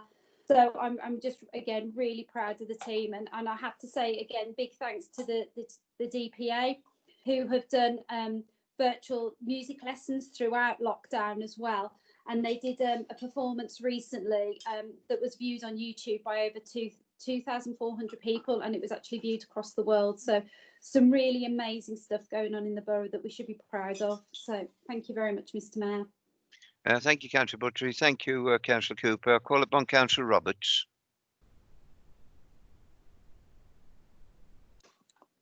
Thank you, Mr. Mayor. Oh, am I connected? Yes. Oh, yeah. Thank you, Mr. Mayor. Please could the Cabinet Member for Procurement and Commercialisation outline the actions that his department have taken to ensure the Council and its partners are adequately stocked with PPE? That's Councillor Phipps. Yeah. Thank you, Mr. Mayor. Thank you for the question. As Councillor Roberts infers, the procurement and commercial team are actually a vital resource in our efforts to make sure that all of our staff, care workers and partners have got access to the proper levels of protective equipment, actually not just protective equipment, but also the hygiene and cleaning equipment too, which is really important in this stage of the pandemic to make sure that we keep new cases down as well. I know earlier on in the pandemic, the procurement team switched from business as usual to solely on procuring PPE to ensure that we had sufficient supplies coming in. We did receive some supplies from government. This complemented what we were procuring ourselves. And we worked with the combined authority to introduce a system whereby certain authorities would lead on the procurement of certain items, so we could make sure that we're using all of our regional expertise to get what we needed. And there was also a system introduced by the combined authority to try and root out some of the sadly not genuine offers of PPE that we were receiving. Some people were trying to sell us PPE that wasn't properly certified and all that sort of stuff. So thanks to their efforts, current stocks are really good. You probably say that we've got might have more of an emerging issue of storing the PPE than we actually have got procuring it. But these stocks, the good stocks that we've got now, will make up the emergency stock that we hold for ourselves and partners such as care homes, schools, if there are any further outbreaks in the community. So there's a lot of work being put into it, and we are currently at a very good place in terms of stocks of PPE. Thank you. Councillor Roberts, have you a supplementary question? I have. Thank you, Mr. Mayor, and thank you to the current member. Further to the procurement and provision of PPE, what other responsibilities have the commercial and customer services departments had at ensuring not only our own employees are supported, but so are our partners and the public too?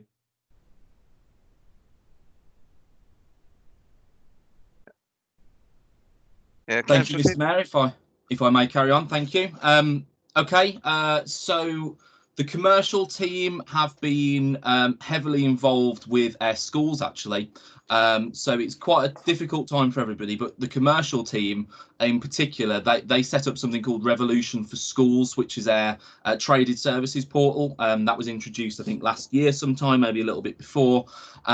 And whilst that normally is a marketplace for our traded services, we've actually used that as a communication tool to get vital information out to schools. So that commercial team have been really important in not just the procurement, but also the communication as well. So thanks to those guys who have worked really hard on the Revolution team. Customer services, I think you mentioned, they've been at the front end of delivering services to members of the public, of course. So within our call centre, a lot of them have been working from home. They've continued to provide good levels of service, even with a 16% increase in calls, if I remember the stats right, including Zoe, who I mentioned earlier on today, and the other member of staff who did so much to be able to help local people. The IT department, they have worked round the clock to get thousands of members of staff working from home. To give you an idea of how many meetings like this are happening each day at the moment, it's around 700 per day within the council. So that'll give you a bit of an idea of kind of just how much work has had to go in. In terms of individual remote connections to the council, that's about 2,000 per day. So IT have worked hard on that.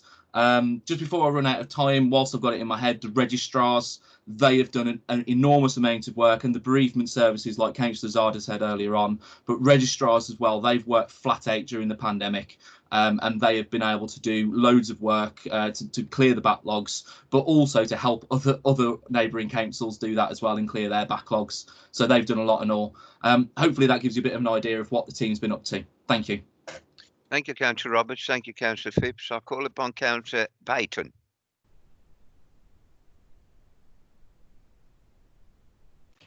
Thank you, Mr. Mayor. I've got a couple of questions. Is it okay to ask both? Yes. But for two separate members, or do you want me to come in later?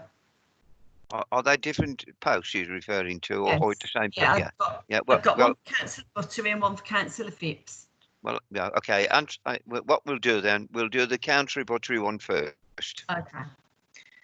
Thank you, Mr. Mayor. A couple of points. So, in Councillor Buttery's response to an earlier question, she referred to the IT that had been distributed. So, can she advise how many laptops came into the borough from the extra government money that was given, and how many of those laptops have actually gone out to the children that require them? And additionally, I just want to reference the summer activities for children. So summer schools, and I'm referring here to summer schemes run by schools, not run by third sector. We know that the government wanted to support summer schools taking place because many of our children have had very little formal education now for up to 6 months. We also know that the government throughout this pandemic have made lots of big shiny promises, and detail and guidance has been slow to follow. So my question to Councillor Buttery is that would she agree that if more detailed guidance had come forward for the government in a timely fashion, more schools would have been able to operate the proper summer schools, so our children would have actually had catch-up educational opportunities? I understand that some of the funding guidance only came out this week after schools had actually finished for the summer vacation. So those are my two questions for Councillor Buttery. I'll ask Councillor Buttery to reply to you. Thank Councillor you. Buttery. Thank you, Mr. Mayor. The number of laptops, I can't remember off the top of my head. I will get that number to you, but we did distribute them all. We brought them into a very secure location in the borough initially, because obviously we had to make sure that they were safe, that the children couldn't access inappropriate sites on there and that sort of thing. So obviously we had to, because they were going to some of our more vulnerable children and families, we had to make sure that they were safe, you know. So our IT, again, going back to the holistic work, our IT teams worked with those, and then they were distributed to the schools. Some schools have independently got Chromebooks for their pupils as well, but I can get you the numbers around the ones that came into the borough, and all of the ones that came in we had like 2 waves. So the initial wave were the children who were known to us, sort of, I looked after most vulnerable children who needed a laptop, because some children had obviously already got one. So first wave went to all those children who we knew were vulnerable and didn't have a laptop. The second wave we then put out to the schools and said, you know, because in some ways we've got 3 cohorts of children at the moment. We've got about 8 to 10% of our vulnerable children who are children in care, looked after, children in need. So we know where those children are. Then we've got probably, it's hard to know, but about 10 to 20% of children in the borough who are what we are now classing as our known unknowns. So they're known to school, but they're not known to statutory services. And between school, you know yourself, Kathy, in the community, between the schools, some youth clubs, sports clubs, we're keeping them on the right trajectory. But with COVID, this has changed everything. So we then said to schools, if you have children in these categories that aren't hitting statutory but are still you're concerned about, let us know. And they were the second wave that went out with the laptops, but I will get you the numbers. Sorry, I've just been told we think it was about 1,000 laptops came into the borough. So, but I will double check and get that all in for you. Of the schools, obviously the schools had not been working. Sorry, the schools have not had a break since February half term, and have worked through for key workers. So they'd worked through Easter and Whitsun. So some of the staff were just exhausted. So we had, like I say, we've been working on plans for the summer since Easter, but because COVID, you know, the peaks and troughs, we just didn't know when and how we could have children together again. So we worked with the schools. Some schools said to us quite early on, actually, our staff are exhausted. We cannot, because as you're aware, if you are a head teacher and your school is open, you are still responsible for that school. So we did work with corporate landlords and various others, but some schools categorically said before the date, we will not be opening for summer schools. We have got 6 schools that are open. We've also got access, like I say, to the virtual school. We've got the Charlens Academy that run Thorn School have made for the whole borough an online platform available. I can send you all the details for the summer school, for all the different opportunities that are there for the children. I'll email that over to you now. So yes, so I think, does that answer all your questions, Councillor Baton? apart from obviously the exact number for the laptops, which I will get, but I'll email you over the schedule for the summer schools. Yeah, I think it was more to the point that, and I absolutely appreciate the work that the schools have done all through this. And I know that for some schools, it would mean taking on additional trainers, tutors, workers, however that might look. My point was that if the government guidance on funding had come out before the end of school, would that have meant that more schools could have provided those facilities and that support for our children? Can I interject? Councillor, I take that's your supplementary question. Yep. Your supplementary. Could you sort of keep it within 2 minutes, Councillor Buttery, please? Sorry, Mr. Mayor. Yeah. The school, like I said, the schools had already indicated before the 20th of July who was prepared to open and who was going to stay closed. So we already knew which schools were available. And then as the funding came in, that then went to the allocation. I have to say that the 4 MPs, I've been working closely with them this week around all of this. And Dudley actually is leading the way in terms of our summer school provision. We've gone, you know, way above most other areas. So in answer to your question, in long and short, no, because we knew which school would open before the 20th of July guidance came out. Councillor Baton, can I take your second question? Yeah, thank you, Mr. Mayor. It's a question for Councillor Phipps. Councillor Phipps, I did pick up at Cabinet about the social value attached to our contract, and you answered that for me in a very generic way, which was kind of around the question I'd asked you. But given the fact that we know that we are likely to have large numbers of job losses within the borough, within the Black Country, within the West Midlands region, for our large infrastructure projects, what percentage of workforce are we able to state that the contractor must attach from a local perspective? And if we are able to attach a guaranteed percentage of local employment to any large infrastructure project, what is that percentage and how was that percentage arrived at? Councillor Phipps. Thank you, Mr. Mayor. I would like to raise a point of order at this point, because usually questions would be taken in turn and the member would need to actually indicate once again, and I don't want anybody else to miss out if we do reach the time limit. But if that point of order is taken, I'll be willing to answer the question, Mr. Mayor. Yes, okay, carry on. Okay, and by answering the question, I'm afraid I will have to get you some additional information by way of a written response, if that's okay, Councillor Baton. But in terms of infrastructure projects and any projects that we do tender for, obviously we need to make sure that we're getting the best social value for our local area. There are things in place to make sure that there are policies in place to make sure that we fully utilise that avenue towards us. We introduced new policies and procedures to make sure that local companies have got much more access towards council contracting. But you're right, on the big infrastructure projects, the ones that go into the many millions, they are obviously something that we can look towards to fully utilise, and I'm sure that's being done at the moment. Happy to get you the exact figures.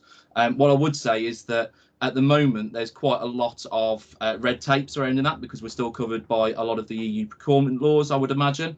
We'll have to wait and see what those laws and how they might change in the future. But hopefully, depending on how national government go with it, there's an opportunity to be able to look at those and see how better we can make our public sector procurement work for local companies and generate that investment. I'll go back to what the Prime Minister said. We need to build. What Patrick said earlier on, what the leader said earlier on, we need to make sure that we've got those infrastructure projects which are recruiting local people. I know that the Metro, that's doing an apprenticeship scheme, so there's going to be people learning engineering and things like that. So yeah, there's lots of that stuff going on, and I will happily get the percentages and all those in particular figures for you, so we send that over in writing.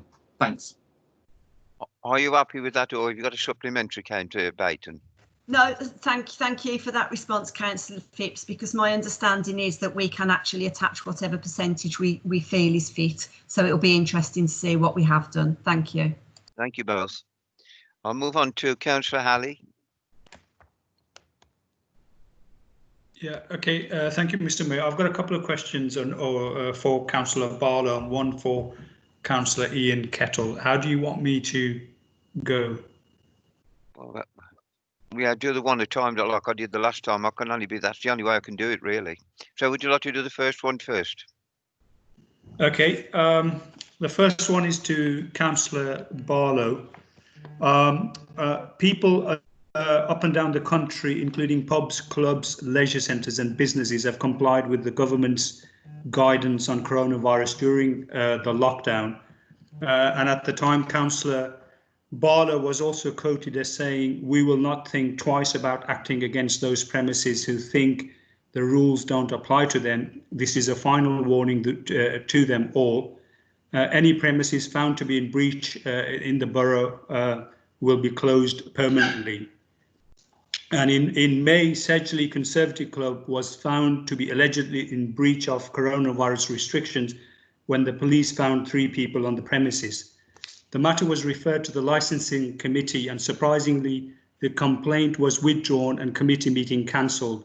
That doesn't send a very good message to the general public.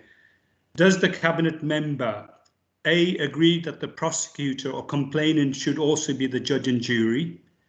B, confirm who will be responsible for ensuring compliance and monitoring of any measures agreed by the Conservative Club?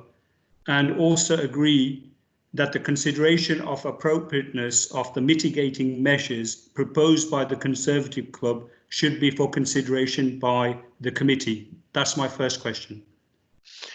Councillor Barlow. Thank you, Mr. Mayor. Yes, I still stand by my word.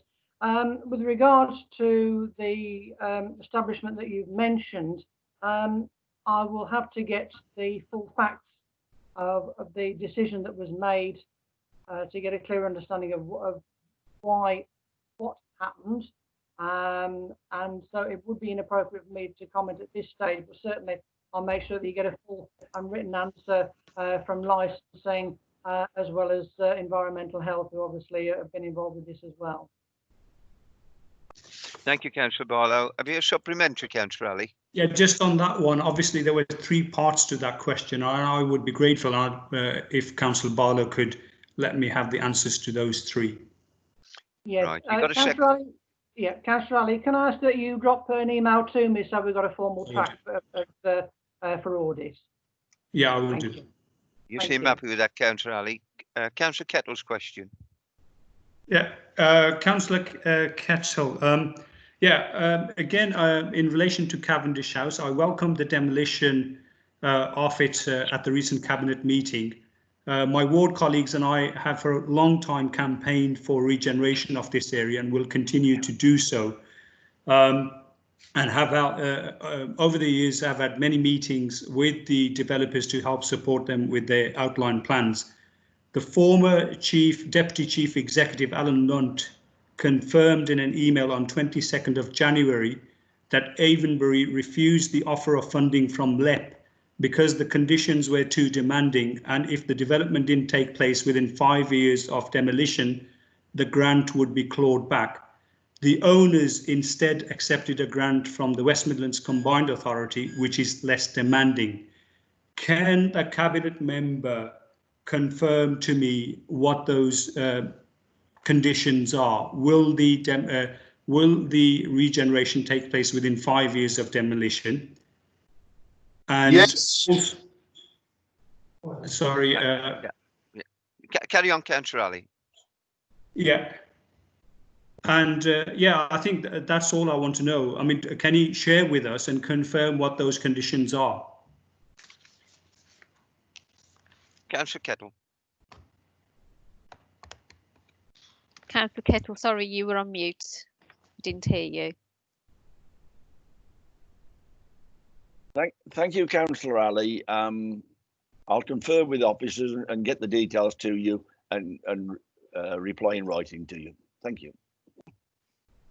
Councillor Ali, have you got a supplementary to that, or are you quite happy for the written response?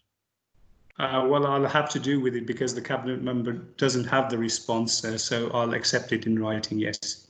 Thank you, Councillor. Councillor Foster. Thank you, Mr. Mayor. My question relates to business as usual, or rather return to normality.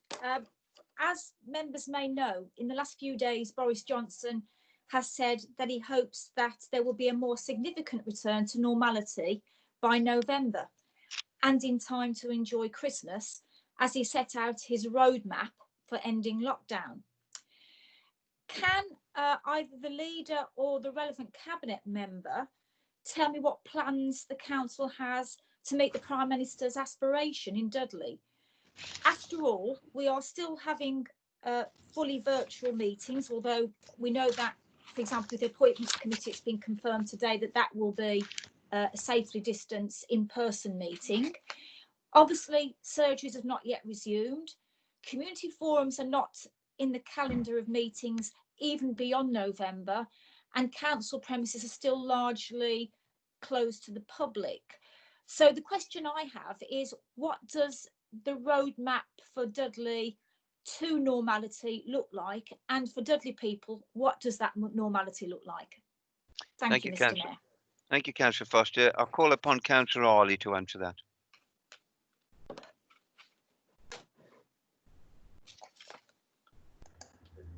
Thank you, Mr. Mayor. Just getting sorted there with the camera.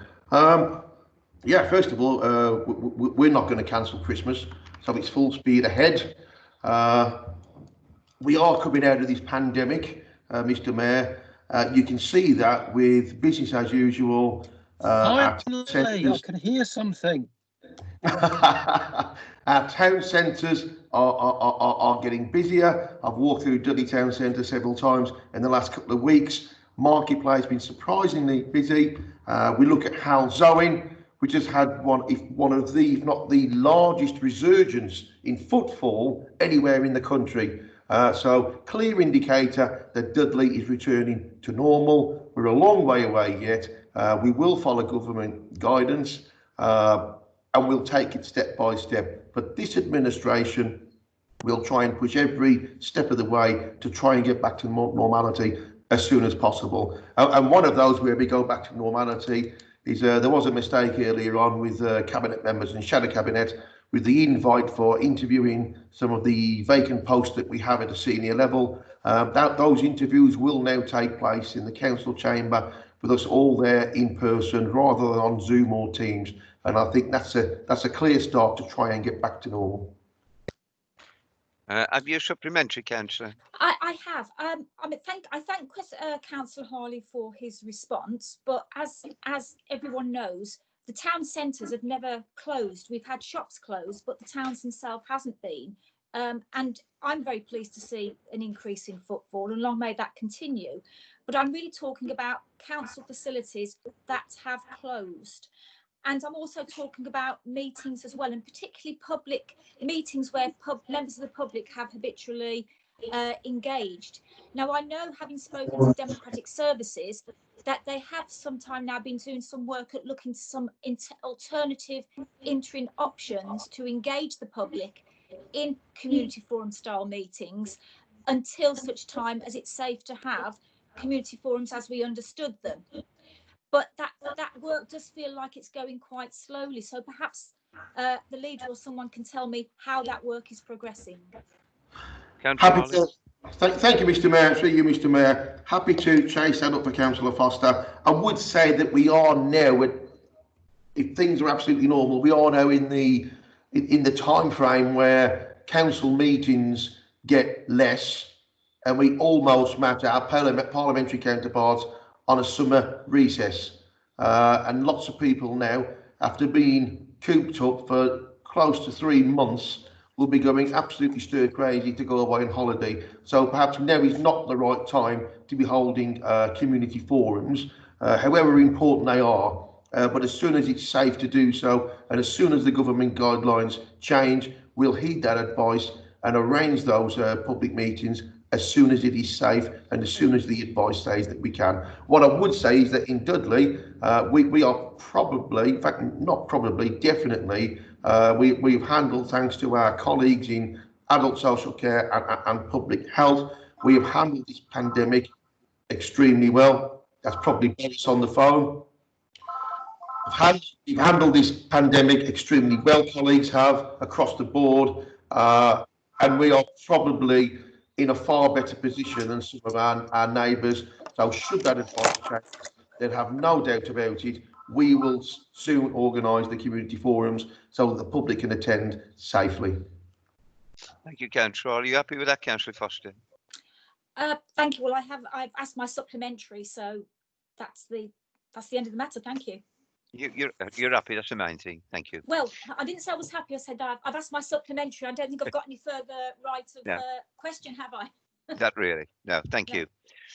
Being mindful of that, there are 7 speakers indicated, members, and we've got less than 20 minutes to do it. So just to be mindful of the fact that we've got 20 minutes to get through the next 7 members. Councillor Partridge. Thank you, Mayor. I did try to submit this as a written question, and unfortunately I've obviously failed, but the question is to the Leader of the Council, and I'm asking him to please confirm how communities can make applications for local green spaces. There is some urgency to this, and I would be really grateful if he would give it a priority. Thank you. Councillor Harley. Thank you, Mr. Mayor. Thank you for that question, Councillor Partridge. I'll get a written answer to you with the guidelines clearly laid out so that our communities can participate in the endeavours that you've just raised on their behalf.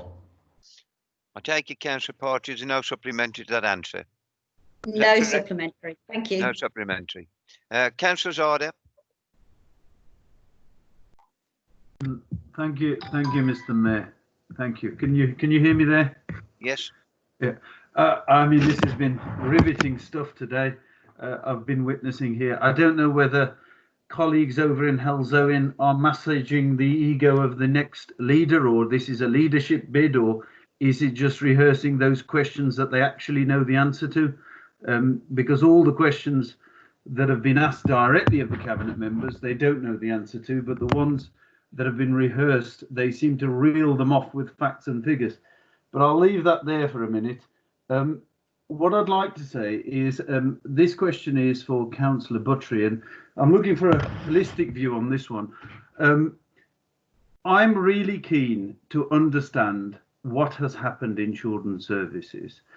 And I keep hearing that it's all to do with contractual termination. I find that hard to believe, in that we have still got about 10 interim people in children's services. Now, I know my colleague earlier, Councillor Ridney, has asked the same question, and I'll offer one further opportunity for people to come clean about what's happening in children's services, or what has happened in children's services, because I can definitely smell a rat, and I will get to the bottom of it one way or the other. But when I have people writing to me with complaints saying that they are not happy with how children's services has been led, and then I am told that the departure of the most senior person in children's services has been replaced by somebody less experienced, and we are still about 10 people in, I cannot accept for some reason that this was part of a strategy, because it was unplanned. We didn't have a date. We were just sent an email that said that this particular director has now left. So I would urge Councillor Buttery to come clean and tell us what has happened in children's services that she's aware of, because one way or the other, we're going to get to the bottom of this, because it matters for the people of this borough. Thank you, Mr. Mayor. Thank you, Councillor Zarda. Councillor Buttery.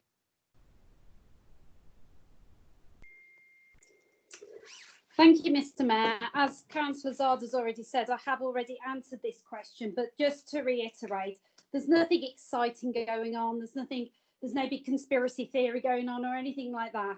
The previous DCS came in on a 6-month contract, which he is aware of. This was due to end just as the COVID crisis started. She then agreed to continue on a month-by-month basis, as we've already explained, as we're already aware of, that COVID has been a very fluid situation. So she agreed to continue on a month-by-month basis. She has other commitments as well. So when the last month of contract ended, she left. If anybody's written to you with concerns around safety or issues within children's services, then please forward them to me, as I would like to see them as a matter of urgency. And the current acting DCS, who is being supported by the Director for Adult Social Care as well, did the same job last year when Martin Samuels left. We obviously had to have an interim after he left and before Kath Knowles came in. And so Helen Ellis, who's a hugely experienced officer, as you're aware, stood in as interim last year and is doing exactly the same now, but with the additional support of Matt Boucher, the Director for Adult Social Care as well. So like I said, I think the big question for me, Councillor Zardar, is if you have these emails of people being concerned about children's services, then please don't keep them to yourself. Please forward them to me as a matter of urgency. Thank you very much. Thank you, Councillor Buttrey. Councillor Zardar, any supplementary? Yes, I'm absolutely shocked on what I've heard tonight, Mr. Mayor. The same concerns has been sent to a number of members, including Councillor Buttrey, and it's obvious she's not aware of them. So what I would ask her to do is have a look at what she has received, and if she still hasn't read them, I'm happy to send it to her again. But I can tell you a number of very senior people on the administration is aware of concerns about children's services that have been sent from departing people in this council. It is absolutely unacceptable that the cabinet member can sit on this call and say she hasn't read them or is aware of them. I will make sure as a matter of urgency that I send it to her, but I would also urge her to speak to other people that have also received the same concerns from departing members of this council about children's services. I'll leave it there and I shall report back my findings, Mr. Mayor. I'm not expecting a response. Are you asking for Councillor Buttrey to reply to that? I'm not expecting a response. I would ask Councillor Buttrey to spend her time reading her emails about children's services. That's fine, Councillor Zardar, thank you. Do you want me Councillor to Millwall, respond or not? well, he said no. Okay, you can send me the email. Thank you. Okay, Councillor Millward. I haven't put my hand up. Well, your name's on my list here. Well, I haven't. So, well, I do beg your pardon, but your name appears here. I'll move on to Councillor Nicola Richards. Thank you, Mr. Mayor. My question is for the Cabinet Member for Human Resources. Can he outline how staff have been supported throughout the pandemic whilst working from home? And what measures have Dudley Council taken to support BAME employees who, as national statistics have shown, are more likely to be adversely affected by COVID-19? Thank you, Councillor. Councillor Phipps. Thank you very much for the question. I'd like to actually thank all the members that have asked questions about what is being done for the residents and our employees to protect them from this virus. And if people don't like the fact that questions are being asked about what is being done to protect them, or they don't like the fact that some answers have not been provided in this meeting, then I suggest that they submit their written questions prior to the meeting. So that's just to address an earlier comment. Opposition members are welcome to submit those in advance and they'll get a proper answer, a full answer, because we know what the answers are for when they come. However, thanks to, I suppose I can say, my honourable friend for asking this particular question, because I know it's something that you've raised in Parliament as well, if I remember rightly. And it is really important because we do know that employees from a Black, Asian or other ethnic minority background are more vulnerable towards COVID-19. So we've made sure that we have consulted with those employees. There's been group sessions on Microsoft Teams and other one-to-one calls as well. I think we've consulted with a few hundred members of staff, and risk assessments are going to be put in place for all individuals that are at higher risk, either due to their characteristics, their backgrounds, or because their job roles are mean that they're probably more likely to be exposed to the virus as well. So there's that. And then also we've done a much more wider staff survey, and we found that most people are actually quite happy with the working from home. They think that that's good and protects them.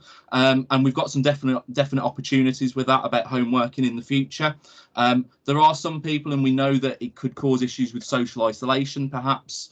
And other people who don't have good working conditions with certain family requirements and things that are going on at home. So we do need to work out when those people are going to get back in.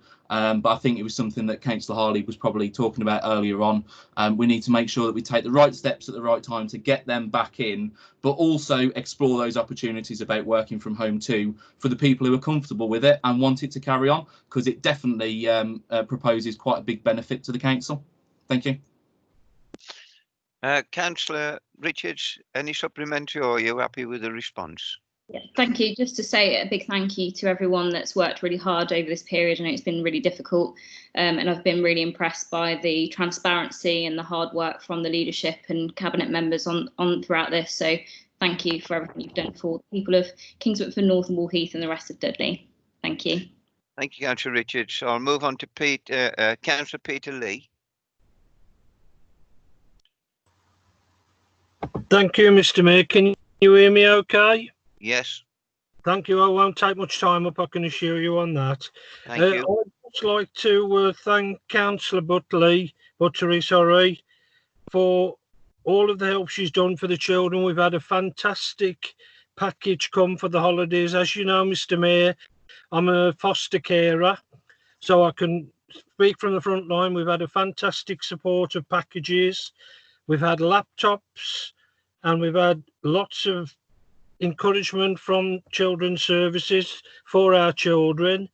And I'm, as you know, I'm councillor for Ambercote Ward, and I've called on all of my care homes, and they're all in favour and very appraisal of the Conservative, Dudley Conservative group for all the PPE that they have received. So that's the end of my sort of speech, Mr. Mayor. Thank you very much for letting me speak. Thank you very much, Councillor Lee. Councillor Buttery, would you like to make a response? Thank you very much, Councillor Lee. As we said earlier, it's lovely for the staff to be acknowledged, and I think having the freedom of the borough is a fitting tribute for the staff that have done that. Again, the PPE was working with the with Councillor Phipps, his team, which was just brilliant. And yeah, there's a lot of work gone on behind the scenes, and yeah, a lot of people are quite tired now, but we're really glad the positive results are coming through for the children. So thank you very much indeed, Councillor Lee, for your comments. Thank you. I don't think there's no supplementary. I take it. No. No, thank you, Mr. Mayor. Councillor Miller. I'm all right, actually. Councillor Harley answered the question about the licensing because I was due to be on that committee, which was cancelled. Thank you very much. I was answering Councillor Alley, and the police withdrew the complaint. You know, there wasn't much anybody could do, was there? It's a pity he doesn't look at what he's doing. Okay, thank you, Councillor Miller. Councillor Ali. Yeah, thank you, Mr. Mayor. First to Councillor Miller, I think I do know what I'm doing. So if you don't know, then that is yourself. So I won't take that criticism. In terms of my question to Councillor Barlow, the council has been given new powers to implement local lockdowns if necessary to prevent the spread and control of coronavirus amongst our population. And we have seen outbreaks and spikes in neighbouring areas and across the country. So can he confirm, A, that public health is adequately resourced financially and in terms of manpower to implement such a lockdown if need be? Secondly, can he confirm that the data and flow of implementation is working efficiently to take such decisions? And C, can you confirm that the test and trace is working effectively and that there is nothing to be concerned about? Thank you, Councillor Ali. Councillor Barlow. Councillor Barlow.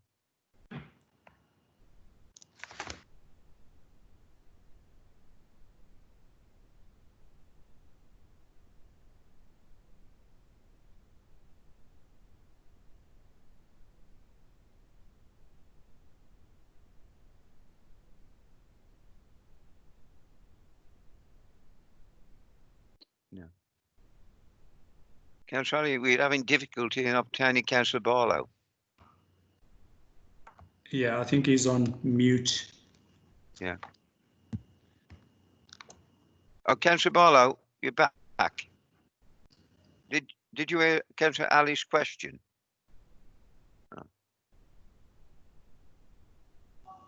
Councillor Barlow's indicated in the chat that he's unable to unmute himself. So it may be that you'll need to rely upon a written response to that question, Councillor Ali. Yeah, that's fine. And then I won't be asking my final question, because obviously if Councillor Barlow can't answer or unmute himself, then there's no point. I'll leave that. Thank you very much, Councillor Ali. As there are no further questions, so that completes question time agenda item. The 1 hour has not quite expired by 5 minutes, but thank you very much for your participation. And can I ask, well, he says urgent business, and then the Mayor's statement is, as there is no urgent business, so that concludes the meeting of this council. Oh. No, what? Well done, Mr. Mayor. Thank you. So can I thank each and every one of you